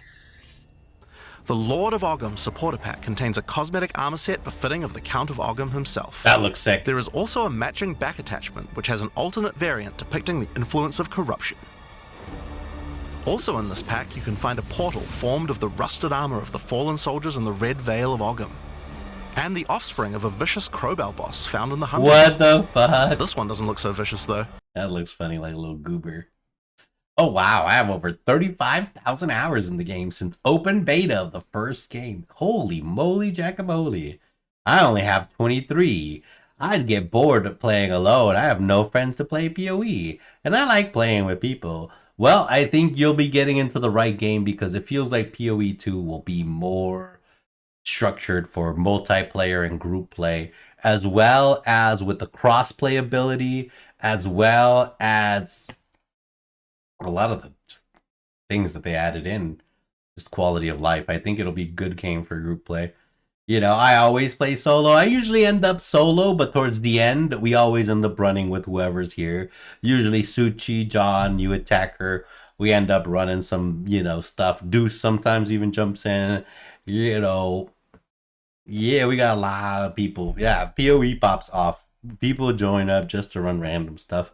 I think we're 38 out of 40 this league. I'd like to get 40 out of 40, but that's like near impossible at this point. Yeah. Sharing maps and stuff? Yeah. Heck yeah. On top of that, you'll receive the Iron Count's Y-Hander to apply to your one-handed or two-handed swords. That's okay. For those who are wanting to decorate your hideouts with fond memories and tales With of Path of reflect Exile's maps. history, you will also get a series of hideout statues. This pack contains the statue of Hillock. Hillcock, pulling the sword from his For chest. Path of Exile 1's closed beta, each pack contained a true Yeah, because we know all PoE players don't read. Me? Yeah, me too. I'm like, bro, why'd I die 9 times? Oh, the map has reflect. What the fuck? Oh, my bad. New Zealand icon, the Kiwi. The Kiwi! Following this tradition, all packs in this series will also contain a new themed Kiwi pet. The pet will loyally follow you into battle, but run away at the first sign of trouble. It'll run away. Become the ruler of the desert. This looks fucking sick. This looks sick as fuck. And I think this is the second flying. This is the second flying staff. People, no, it's the second flying setup chest piece. People have been asking for it since the Void set came out. It was so good. So good. That was the first pack I bought. It was so good. The Void set was so good. Yeah, the flying set. Still sad I didn't get a supporter pack before the first game went into beta. Yeah, I would be so sad. I mean this in no disrespect, but I would be kicking myself if I didn't have that original beta Kiwi. Oh, I would just be I'd break my desk right now. With the King of the Pharaohs supporter pack. Yeah, if I played the game from the beginning, you best believe I'm having that Kiwi. Yeah. Show your mastery of traversing the sands of the Vasteri Plains. The body armor will allow you to glide along the ground with ancient sand magic. Now each armor set comes with body armor, boots, gloves, and helmet, but the boots are covered in sand. If you'd prefer to show them off, you can turn the gliding off if you want. The gliding off. You know, those packs have some crazy sick MTX. It is insane. The accompanying back attachment equips you with 2 powerful pillars that can control and manipulate lightning. They will periodically release their energy in a powerful blast while in town, and hover in a circle around you, arcing lightning between them, forming a barrier of energy. That's cool. Replace the appearance of any bow with the Faradin's Glory skin.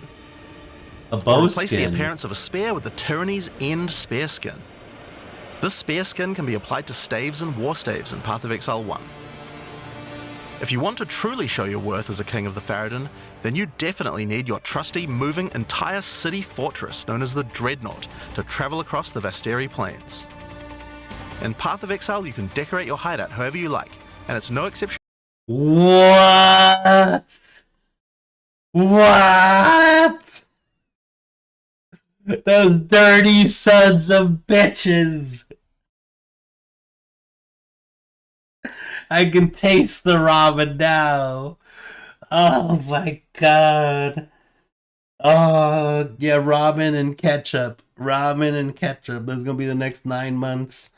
Yeah, that's the $480 pack. Oh shit, my wallet. Here. Hold on, let's look at that again. City show your worth, staves and war staves in Path of Exile 1. Bro. If you want to truly show your worth as a King of the Faradin, then you definitely need your trusty, moving, entire city fortress known as the Dreadnought to travel across the Vasteri Plains. That's so cool. In Path of Exile, you can decorate your hideout That's you like. sick. Oh There's my no god. exception here.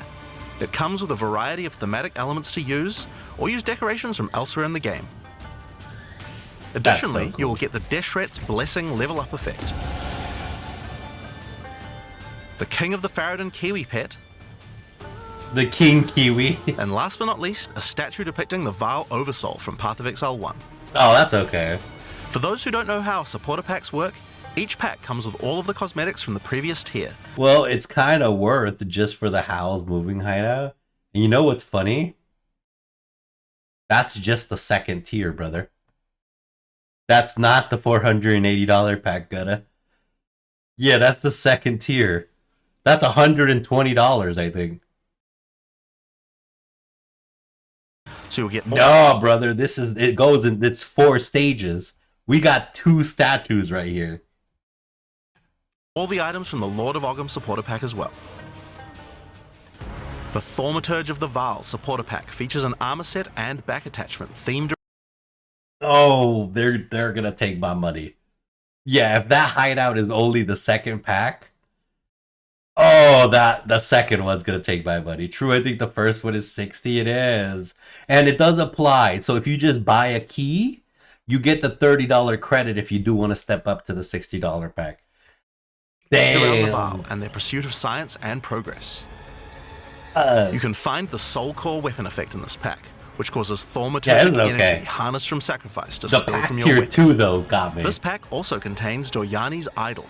It replaces the default appearance of any foci to an ancient Ooh, the relic probably once the used by 120 with the Doryani. hideout. It And this is. can be applied to shields and This one will be 240, I think. That's not the only Vaal weapon you'll find. Or 280. It also contains the Wand of the Thaumaturge skin and the Royal Sacrifice Dagger skin.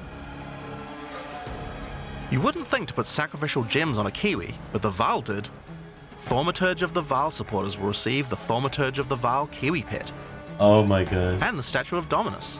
This is That's also the first cool. pack in the series with a physical item. The Hand of God. 240 probably? When purchasing Probably. this pack, you'll receive a Path of Exile 2 logo t-shirt. There it is. But if you don't want one, you can opt out and return for additional points to spend in the store. Becoming a Warlord of the Karui supporter will grant you an armor set and back attachment adorned in jade carvings and Ooh, the iridescent back feathers attachment looks resembling sick. power. Enough to even impress the ancestral gods, specifically Tukohama, the Karui god of war. Bonk. I'm guessing the last was a hoodie. I think the Karui people would That's how they disagree. always goes. Why not drop a It goes gigantic t-shirt, totem on hoodie. rare enemies you slay to crush them to a pulp? Replace your crafting bench in your hideout with the Ancestral Canoe crafting bench, where Ancestral Chief Mata will summon a giant canoe manned by Karui warriors to aid in your crafting desires. So wait, we still got the crafting bench, and it looks like it's the same. And it's wait, no. What is these logos? Wait, did they not know? They didn't redesign the UI for this yet. They put in the old UI for the fucking bench. Yeah, because that's not how the new currency looks like. Dang, the hideout looks huge. It looks immense. It looks insane. We must all start somewhere. That's hilarious. You'll also get a pair of weapon skins. Probably still work. Oh yeah, Equip- there's ton of stuff still in progress. They're working on things. They'll be adding and working on things as we're playing. But yeah, that's just hilarious. I love that they didn't use that, because for new players, that's gonna fuck their mind up. They'll be like, "What the hell is this white orb? A scouring orb? Wait, but I got this silver one here." Akoya's Felling Axe skin to your one-hand or two-handed axes, or Tukohama's Crusher to your one-handed or two-handed maces. Tukohama. A true Karui warlord is always accompanied by their trusty Kiwi. Equipped with armor and harnessing ancestral magic, they make the perfect sidekick. Once one of the most feared beings in Rayclast, Malachi was slain by a powerful exile. May the statue commemorate the virtue of Exile's past, present, and of the future. The 120 says the Dreadnought Hideout. Is that the name of it? That is gonna. And it looks like I'm gonna be starting playing this game eating ramen. I don't really like the colors in the new armor and skins though. Some of them are a little bit different, and you do remember, please remember that these are being displayed in PoE 1, if I remember. This is not how it's gonna look in PoE 2. The resolution fidelity might be a bit higher. Okay, so that is a kind of pre-warning. The reason they're displaying it in PoE 1 is that these are available now in PoE 1 to be usable for the most part. You know, so they wanted to display in something that was actually usable if you were going to spend your money, which is very honest of them. I do appreciate that. Yeah, no, they don't want to give people false hopes of just displaying how it would look in PoE 2 when you can buy the pack right now and use these armor sets, you know? That's very good of GGG. I think that's good. Future. Of course, it's not all about dressing up in game. You'll want to look good in real life too. Yeah. By becoming a Warlord of the Karui supporter, you'll also get a Path of Exile 2 hoodie. Hey. Our final tier of supporter pack in this series is the Liberator of Rayclast. That looks so pretty. If I could turn off that aura, the shining aura, this would be amazing. I would wear this. Supporter pack. I mean, the point is not for the MTX, it's to support the devs. Anyway, you get a bunch of stuff for free. Well, yeah, it's not just that. It's not just supporting the devs, though. You are making a purchase, you know. You are using your money to make a purchase. And I believe that it's up to us to judge if we're making a fair purchase. If I was buying a skin for $30 in Diablo 4, I wouldn't feel the same amount of that they care for my purchase that if I bought a skin here. I can make a simple comparison. I have spent $0 on Diablo except the purchase of the game. I've spent not $0 on Path of Exile in the last 2 years. And the fact that they give you the amount money and points as well. Yes, 100%. So not only do you get this outfit, you get the points, you get physical swag. You know, it's really, really overall great. The Liberator of Rayclast armor set and back attachment come made with the finest materials in Rayclast, and shattered glass mosaics suspended in divine power. Set up your base of operations in the Beacon of Salvation hideout. 2 hideouts in one pack. Have they done that before? It says you can opt out of the physical stuff and get more points as well. Yes, that's always been a thing. If you don't want physical swag or goodies, you can always opt out and get more points. Yes, but even if you hate the gear skins, you can feel good knowing it's going to the goated devs. Yeah, 100%. Because the game is free. You can technically play for free. Stash tabs are not required, but God, do they help you so much. You know, but you can play this game for $40 and literally get thousands of hours of enjoyment. That's pretty much it. That's all you 45 bucks and you're set for life. You go on a sale for the tabs, you're good. You know? Why restrict yourself to just one island when you can liberate more? The Beacon of Salvation hideout comes equipped with your own collection of small islands and personal operators of boats that you can use to row between them. Just walk to the piers, click a boat to enter, and navigate as you choose. Decorate each island as you see fit to best represent your well-earned hideout. What? Everyone in your hideout can use their own boat. Why not have some races? You can also get the Window to Twilight portal effect, a beautiful mosaic piece of art that shatters and reveals a gateway to your desired destination as you approach it. As you walk away, the glass magically reforms back to its original form. I need this. Rule and I need this. Just the fact that they are letting us use our tabs from PoE1 is mad and so broke. It is. It is 100%. Bro, any other company would make you rebuy your tabs. Any other company would 100% make you rebuy your tabs. That is no copium. That is nothing. I can almost guarantee it. You know, Call of Duty, you gotta rebuy all your shit every year. Boat races in your hideout is crazy. Boat League as a hideout? Oh my god, Crip and them must be going crazy for the Boat League. No other company would do that. No other huge company would do that. Remember, AAA game company. GGG has officially stated by Chris himself, we are GGG. We are AAA now. He's elevated himself.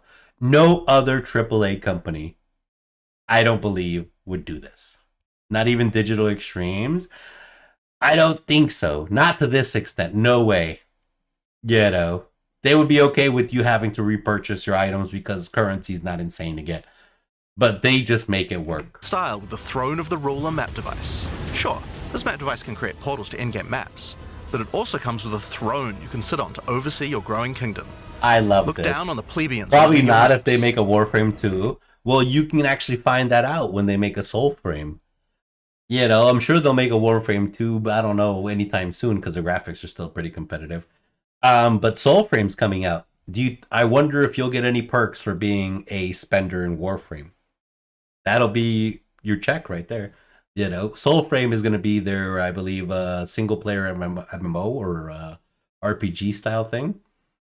I believe it's single player for the most part. Being the Liberator, though, is not just about sitting on your throne all day.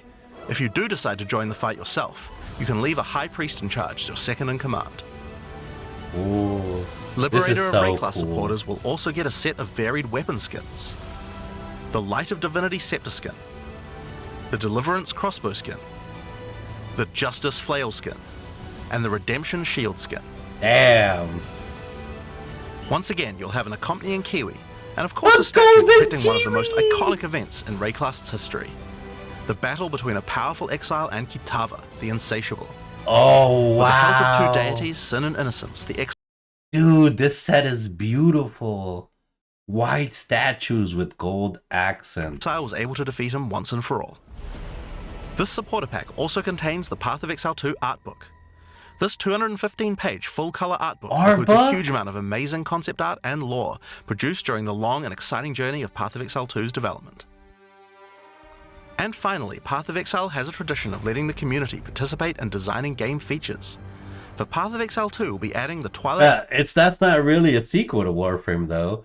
I thought that was working with another company to make an unrelated game, but not sure. No, that's their game. That's completely Digital Extremes games. That's just their other game they're working on. It's not really a sequel. I mean, this is not directly... I mean, it is PoE 2, you know, but they're still going to be running PoE 1. Oh, the book looks shiny. I love shiny things. It looks so nice. And finally, Path of Exile has a tradition of letting the community participate in designing game features. For Path of Exile 2, we'll be adding the Twilight Order foil reliquary. Wait, what? By becoming a Liberator of Ray class supporter, once Path of Exile 2 is released, you'll be... I'm not gonna lie, Liberator of Ray class kind of goes hard as a fucking title. Yeah, it goes much harder than Voidborn. It goes kind of hard, I'm not gonna lie. Be able to select any unique item you have found and be able to drop it from the reliquary. Oh man. Once players have submitted their items, keys to the reliquary will start dropping, and other players will be able to find foil versions of uniques that you have. So the reliquary is starting. Is there Mage Bloods? If I get this, I'll put mine in for a Mage Blood. Submitted, along with a message for the lucky player. Yep. The more players submit the same unique, the more chances there will be for the reliquary to drop them. So not gonna lie, I have every big boy pack from the first game. Every big boy pack? Wisely. Wow. Now almost all of these items are available to use in PoE 1 right now. There are a few exceptions where the item class clearly doesn't exist, such as crossbows or flails. Exactly. And there are also a few microtransactions on weapon types That's that are crazy, unavailable though. at the start of early access. Once classes that use those weapon types are added, those microtransactions will be available to use. If you can't decide which supporter pack to choose yet, you can always start with the early access supporter pack that just includes a key and some points to spend in the store. Then you can upgrade to any of the following tiers at a later date. These supporter packs will be available for purchase throughout early access. We'd really like to thank you for your ongoing support. Without you guys, Path of Exile 2 could not have happened. Now, I'm sure you guys have a lot of questions. Stick around, because coming up next, we have a live Q&A with Ziggy D. Holy guacamole.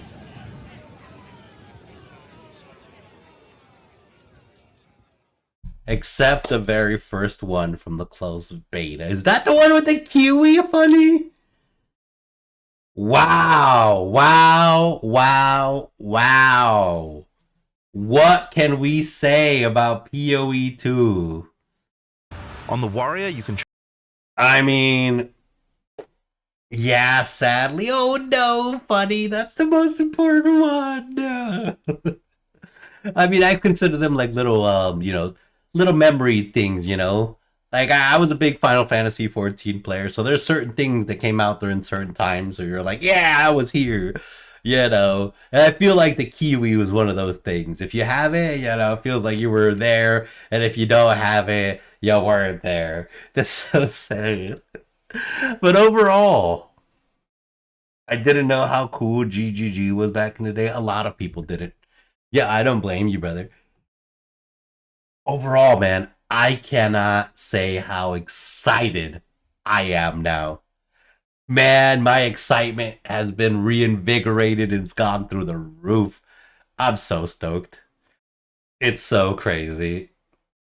I literally cannot wait. Let's log in, dudes. Let's log in. Log in. Plus, I was mostly broke as a joke. Hey, brother, it happens. Sometimes you're in a different position in your life. Sometimes you make moves and you move on up. That's just how it is, That's also, a good indicator. It reminds you of where you were at the time, And you can reflect always and be like, hey, I got all the packs now. That's the difference. And I think that's great. Wow. Overall, I'm just happy. That was amazing, to be honest. I can't even. It was so much good stuff. So much good stuff. Yeah, I think we choose between the war break. We started at like 8 p.m. and now it's like fucking almost midnight here. I don't even know how I'm gonna post this VOD. I usually post like an hour-long VOD. This is gonna be a 3-hour-long PoE content review. That's me now. Even just the Canadian key by itself, even the key by itself is 40 Canadian. It is, Gutta. It really is. But remember, Gutta, PoE 2, you may have a little bit of FOMO now, but it's not gonna go anywhere. Okay? They will start releasing free access and they start giving away keys as well. I know good old Sizz is giving away 5 keys on Twitter. A couple of other PoE creators are giving keys. I don't know if Local Hall is doing any keys. I know he just started doing Local Hall switched over. He is now a full-time content creator, which congratulations to him. Big, huge, big, huge. I love his crafting stuff. That's $40. Probably comes with points though. It does. It comes with its value in points. We can go to the website actually right now. Yeah, though. I tried tries earlier. He had like 4 people in it though. That's all right, brother. That's okay. You got to keep going in, man. You can't give up. You can't give up, man. We still got plenty of time. People will still be handing out keys. Remember, no one's logging in until the 6th.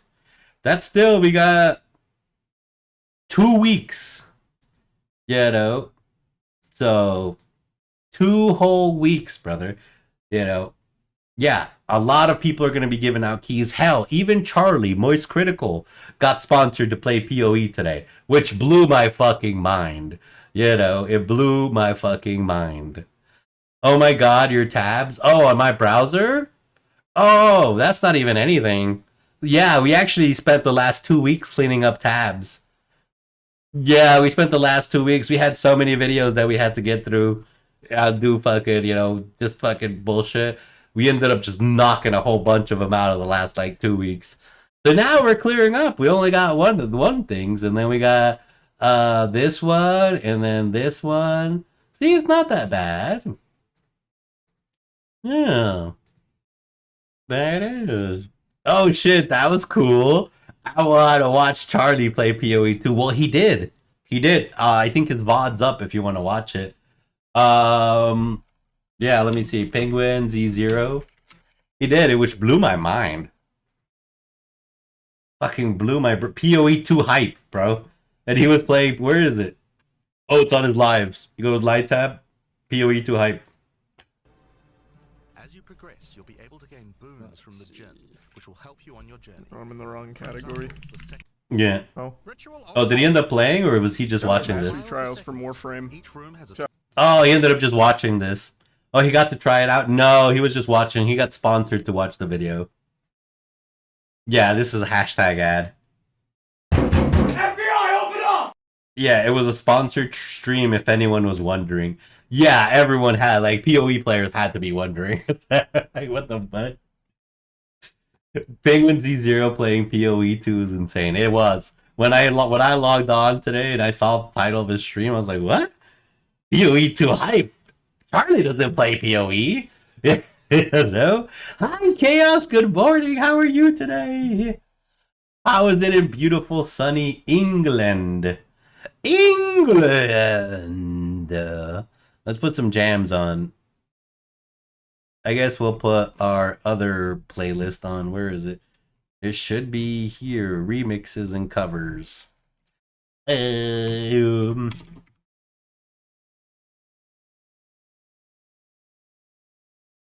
There it is.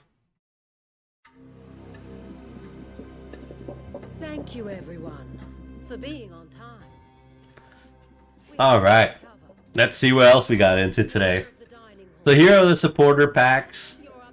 Morning, even colder and frostier. Really? It's getting colder here. My heater's on. I live in Las Vegas. So my heater being on is crazy. Weather warnings all over? Really? Wow, holy hell. That sucks. You know what's funny, Chaos? Is probably 4 years ago I was pondering of moving to the UK. What do you think would have happened if I would have moved to the UK? You think I would have liked it? I don't think so. I don't know. If it's really cold and snowy, I don't know. Depends, you know, how the people are, how the ladies are over there. Oh my god. Alright, here's the FAQ. And let's go check out the packs that they got. Oh, I'm in Iowa. We get a bit of snow yesterday, but it didn't stick. Oh, that's good. I couldn't. Ooh, the snow, man. Especially Iowa. Ooh. Hope you're enjoying it out there. Depressed weather and Brexit. And Brexit? I don't know, man. I think I would have been, I don't know, I've been cool with Brexit, I guess. But I don't know the country, you know. Nope, you would have gone back in a few weeks. You think so, Chaos? I would have seen the Shard, and I would have gone, you know, where's Gordon Ramsay's restaurant? I forget, the London. And then we would have been like, oh, this is terrible. It's nothing like the reality TV shows. Yeah. You donkey! I'm like, no, leave me alone, Gordon. No, not like this. I'm a delivery driver, so I have to prepare for bad road. Oh shit, funny. Like, so do you drive like interstate or city? Are you doing a city route? Either way, that shit must suck. Ah, dude, driving in the snow. Oh, no. The weather changes are crazy now, though. When I was little, we got tons of snow in Ontario. Now, we get green like Xmas sometimes. Really? So the snow is not as crazy in Ontario? Wow, global warming, gang. Shard? Wow. Not really worth the trip for that. The history's more entertaining. Really? The Shard, the beautiful tall building in England? I mean, I'd go there. I'd see the Buckingham Palace. I don't know where else I would go. I don't know. I'd visit Jeremy Clarkson's farm. I don't know what little small town he lives in. I forget what it was. And that's about it. Probably try to get me a British girl that I could bring over to America and live my best life. But I feel like they're just like us. So I don't know. I don't know. How's your society? Are you guys as crazy as we are out here? You know. Yeah, it's way different now. Really, Gutta? Because when I imagine Ontario is just pretty much snow like 6 months out of the year. Nah, I drive for a sub chain called Jimmy John's. Oh, Jimmy John's. It's so good. The Club Lulu, no mayonnaise and cheese, with my Jimmy chips and potato. Oh, not potato. My Jimmy chips and my chocolate chip cookies. Sometimes oatmeal's good too, though. All right. I love it. That's big, huge, buddy. No way. That is way overpriced and total over a hype for that farm. Really? You wouldn't even go to get yourself some bee juice at the good old Clarkson farm? You know? Yeah. You know what's funny is when the council voted him off and said there are better stores in the area. Yeah. I'm freaky fast if the road isn't icy. Bruh, there was a moment in my early 20s when I like lived off of Jimmy John's. I don't know what it was. I had an obsession. But every day I would order Jimmy John's. And they would like pretty much know me. But do you have to run when you deliver? Because every time they drop my sandwich off and I close my door, they literally fucking ran back to their car. I was like, what the fuck? Oh my god, damn, speed freaking fast. It's crazy. You know, I still remember when the commercials used to go around and people would call Jimmy John's instead of the fire department because Jimmy John's was freaky fast. You know, nope. Save your money and go to a real farmer's market. Really, Chaos? Damn. You know, yeah, I don't know if I might do Europe. Maybe next year, maybe the year after. I still would like to get to UK someday just to experience it. You know, maybe get me a cute girl with an accent and then ship her out here and make her sad for the rest of her life as she misses England. No, I mean, like... Oh, you gotta try to get back before the other drivers. Really? Wait, is it a race? Like you want to get more packages before they get back? Oh, wow. That's crazy, because I never knew. Always. Damn. That's crazy. Let's go. Alright, so we just saw the announcement.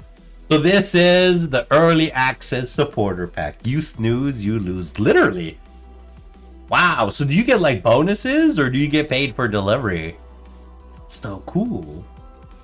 Let's see. So here for $30 USD, you get 300 points, an extended digital soundtrack download, which I think I have like 2 of those downloads available, and Path of Exile 2 early access or Path of Exile 2 key.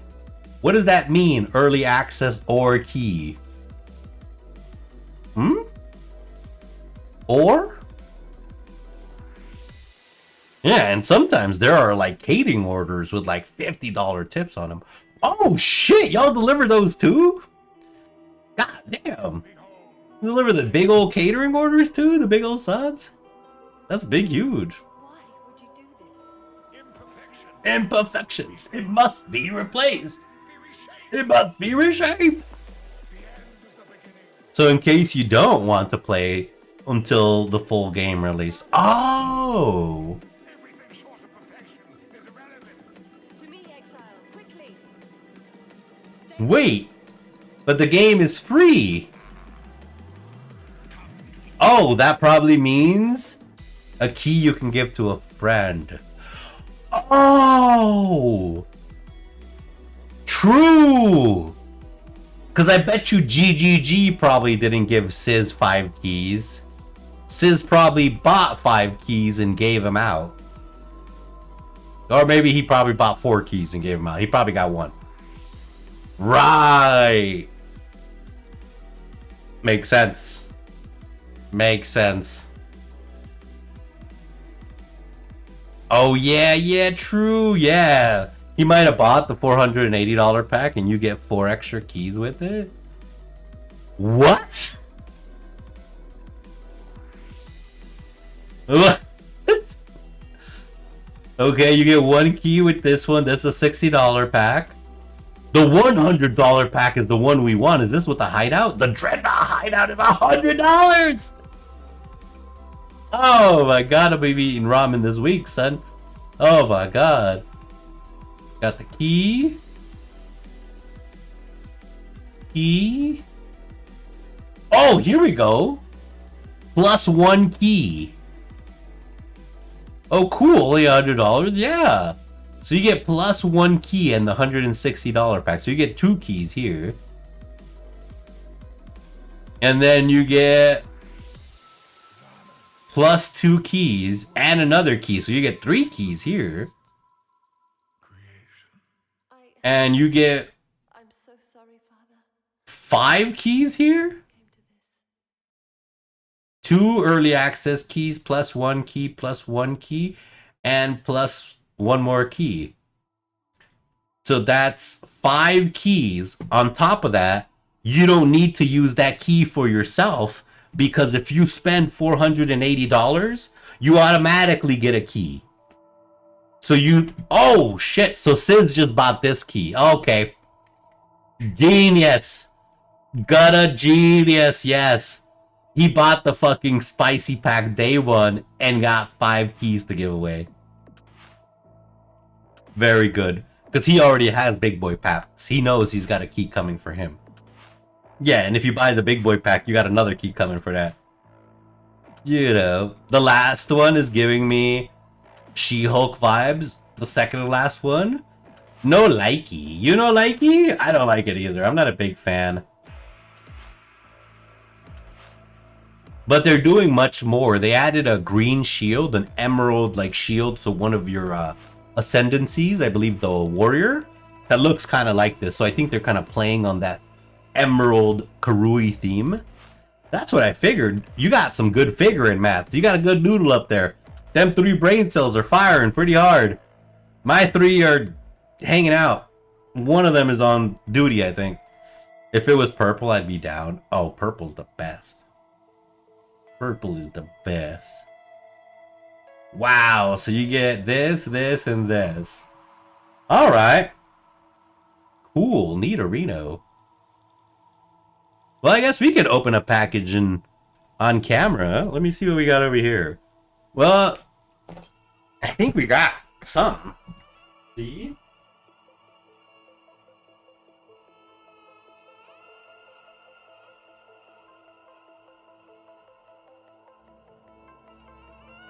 Okay. We got a package from Grinding Gear Games Ltd. Yeah, no. Here we go. What's gonna be in here? It's gonna be one of the rewards from the last pack this year. I didn't go all the way, which these bastards are trying to squeeze my money. So let's take a peekadoodle.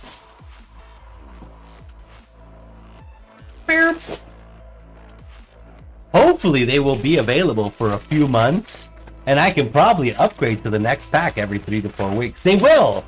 This pack is going to be available until 2026. Yes, these supporter packs that are rated all the way to 480 are around for a year. Yes, this is the 2025 supporter packs.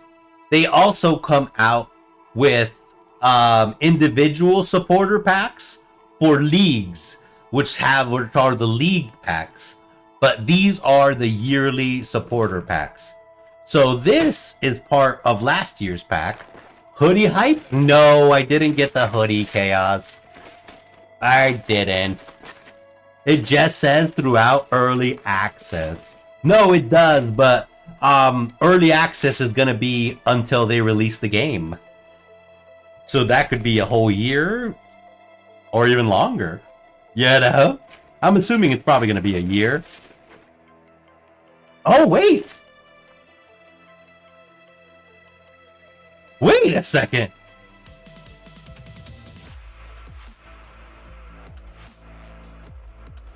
Wait! There's a hoodie in here! Did they just send me a hoodie? What? No way! Let me check. Yeah, I thought that was in like 6 months. They don't have a guaranteed window. They would like to do it in 6 months, but we're never sure, you know? Let me check real quick. What?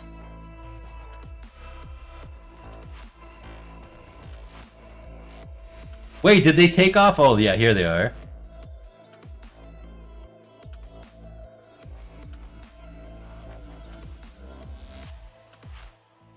Wait, what? Or True might get pushed back? It might. We're never sure. Which one was that pack? Oh, they removed it? They removed it. I don't remember getting the final set. How do I check? What? Oh yeah, I got the pack. The symbol thingy glows in the dark. Yeah, I did too, but I don't remember getting the whole thing. I stopped like once before it hit the top tier. Or maybe not, I guess. Yeah. I guess we didn't. I guess I went YOLO. What an idiot. This is how you know I don't make wise decisions, mama. You know, but hey, I don't drink. I'm not a big drinker. I don't go to bars. I do spend my money, you know, on the ladies, taking them out to eat and whatever. I do consume cannabis on the regular. I don't smoke cigarettes. I don't drink alcohol, and I don't really do drugs. I deserve to treat myself. All right. You know, it's just one of those things. Yep. Me either. I'm single now too, so gaming is my vice. Same.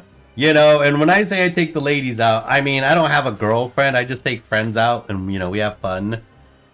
I'd eventually like to settle down soon, but God, man, women in Vegas, brother. Women in Vegas.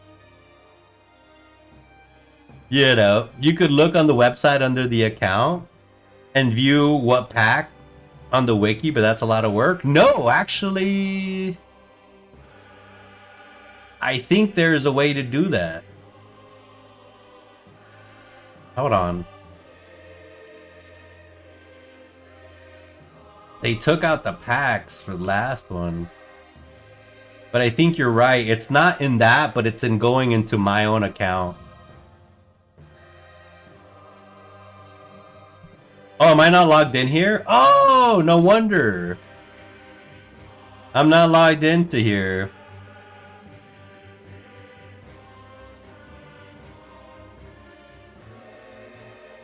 Yeah, I use my other browser for when we check the market on PoE2 and everything. Yeah, we don't use this browser. Yeah, so all my stuff's on here. I can check it right here. Yeah, there it is. We go to the shop and see these old supporter packs real quick. Paladin. No, they removed them. All these days is time is money. Women equals time is money. True. Therefore, money equals women. Therefore, women equal money squared. 1000%. Let me see. Where is my my account here? Let's see. Where is my view transactions? How do I view these?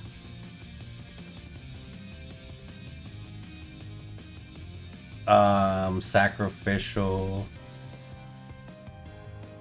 Let me see. You click your name. Let me see. What was the stuff? 2024 supporter pack PoE.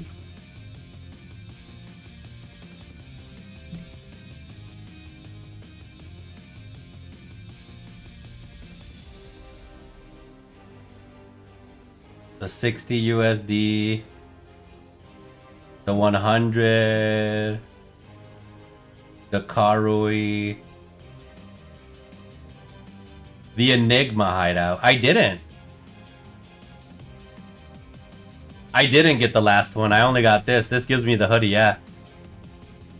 Ah, fuck. How do I get this? Yeah, I didn't get my Valdo's puzzle submission. Oh, and the pictures! Can I not upgrade to this anymore? Damn, I was already married with children, so no need for ladies anymore. True. So that's what I meant. You'd have to Google the name of the pack and figure it out. Yeah, no, you're right. I didn't get the last one. I knew I didn't get the last one. I was like, that shit was way too much. Yeah, no, but now the FOMO's kicking in. Man. Sage. FOMO sucks. Yeah, it does. They did a little bit after their divorce, but I got bored with it, so no need anymore. Yeah, I mean... Oh, whoops, I forgot to do a puzzle thing. Did you? You gotta do it, brother. You gotta do it. Use everything up. Ooh, look, here we go. Path of Exile. And... bloop, bloop. Woo! We are Runic Warriors. You know what's funny is I think I stopped there because I just wanted the hoodie. I think that's actually what happened. I think I legitimately stopped there because I was like, oh, we get the hoodie? Okay. Yeah, that was that. Therefore, women equal the square root. The root of evil. Oh, yeah, the old equation, how money is the root of all evil. Therefore, women equal money squared because time is money. And therefore, if you break it down and you do, you know, your equal maths on every side, you break it down and you come down to the final equation of women are evil. But the root of evil? But yeah, what is the root of evil though? See, once you break down the root of evil, you find out that the root of evil is actually good. Because good turned good into evil. So, therefore, women are the true source of joy? Using your own math? Crazy. That's wild. That's using your mathematics. This is actually cool. I think I'll enjoy the hoodie. I love their hoodies. You know why?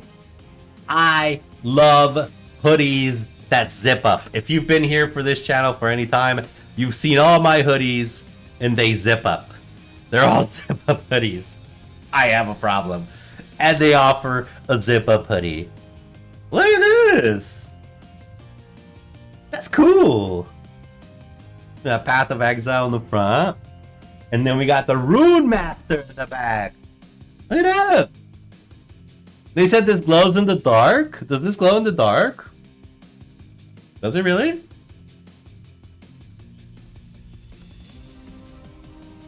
You call them hoodies too? I argued with someone for so long because they said anything that zips up is a jacket. Well, Gutta, would it hurt your feelings if I told you that you're both right?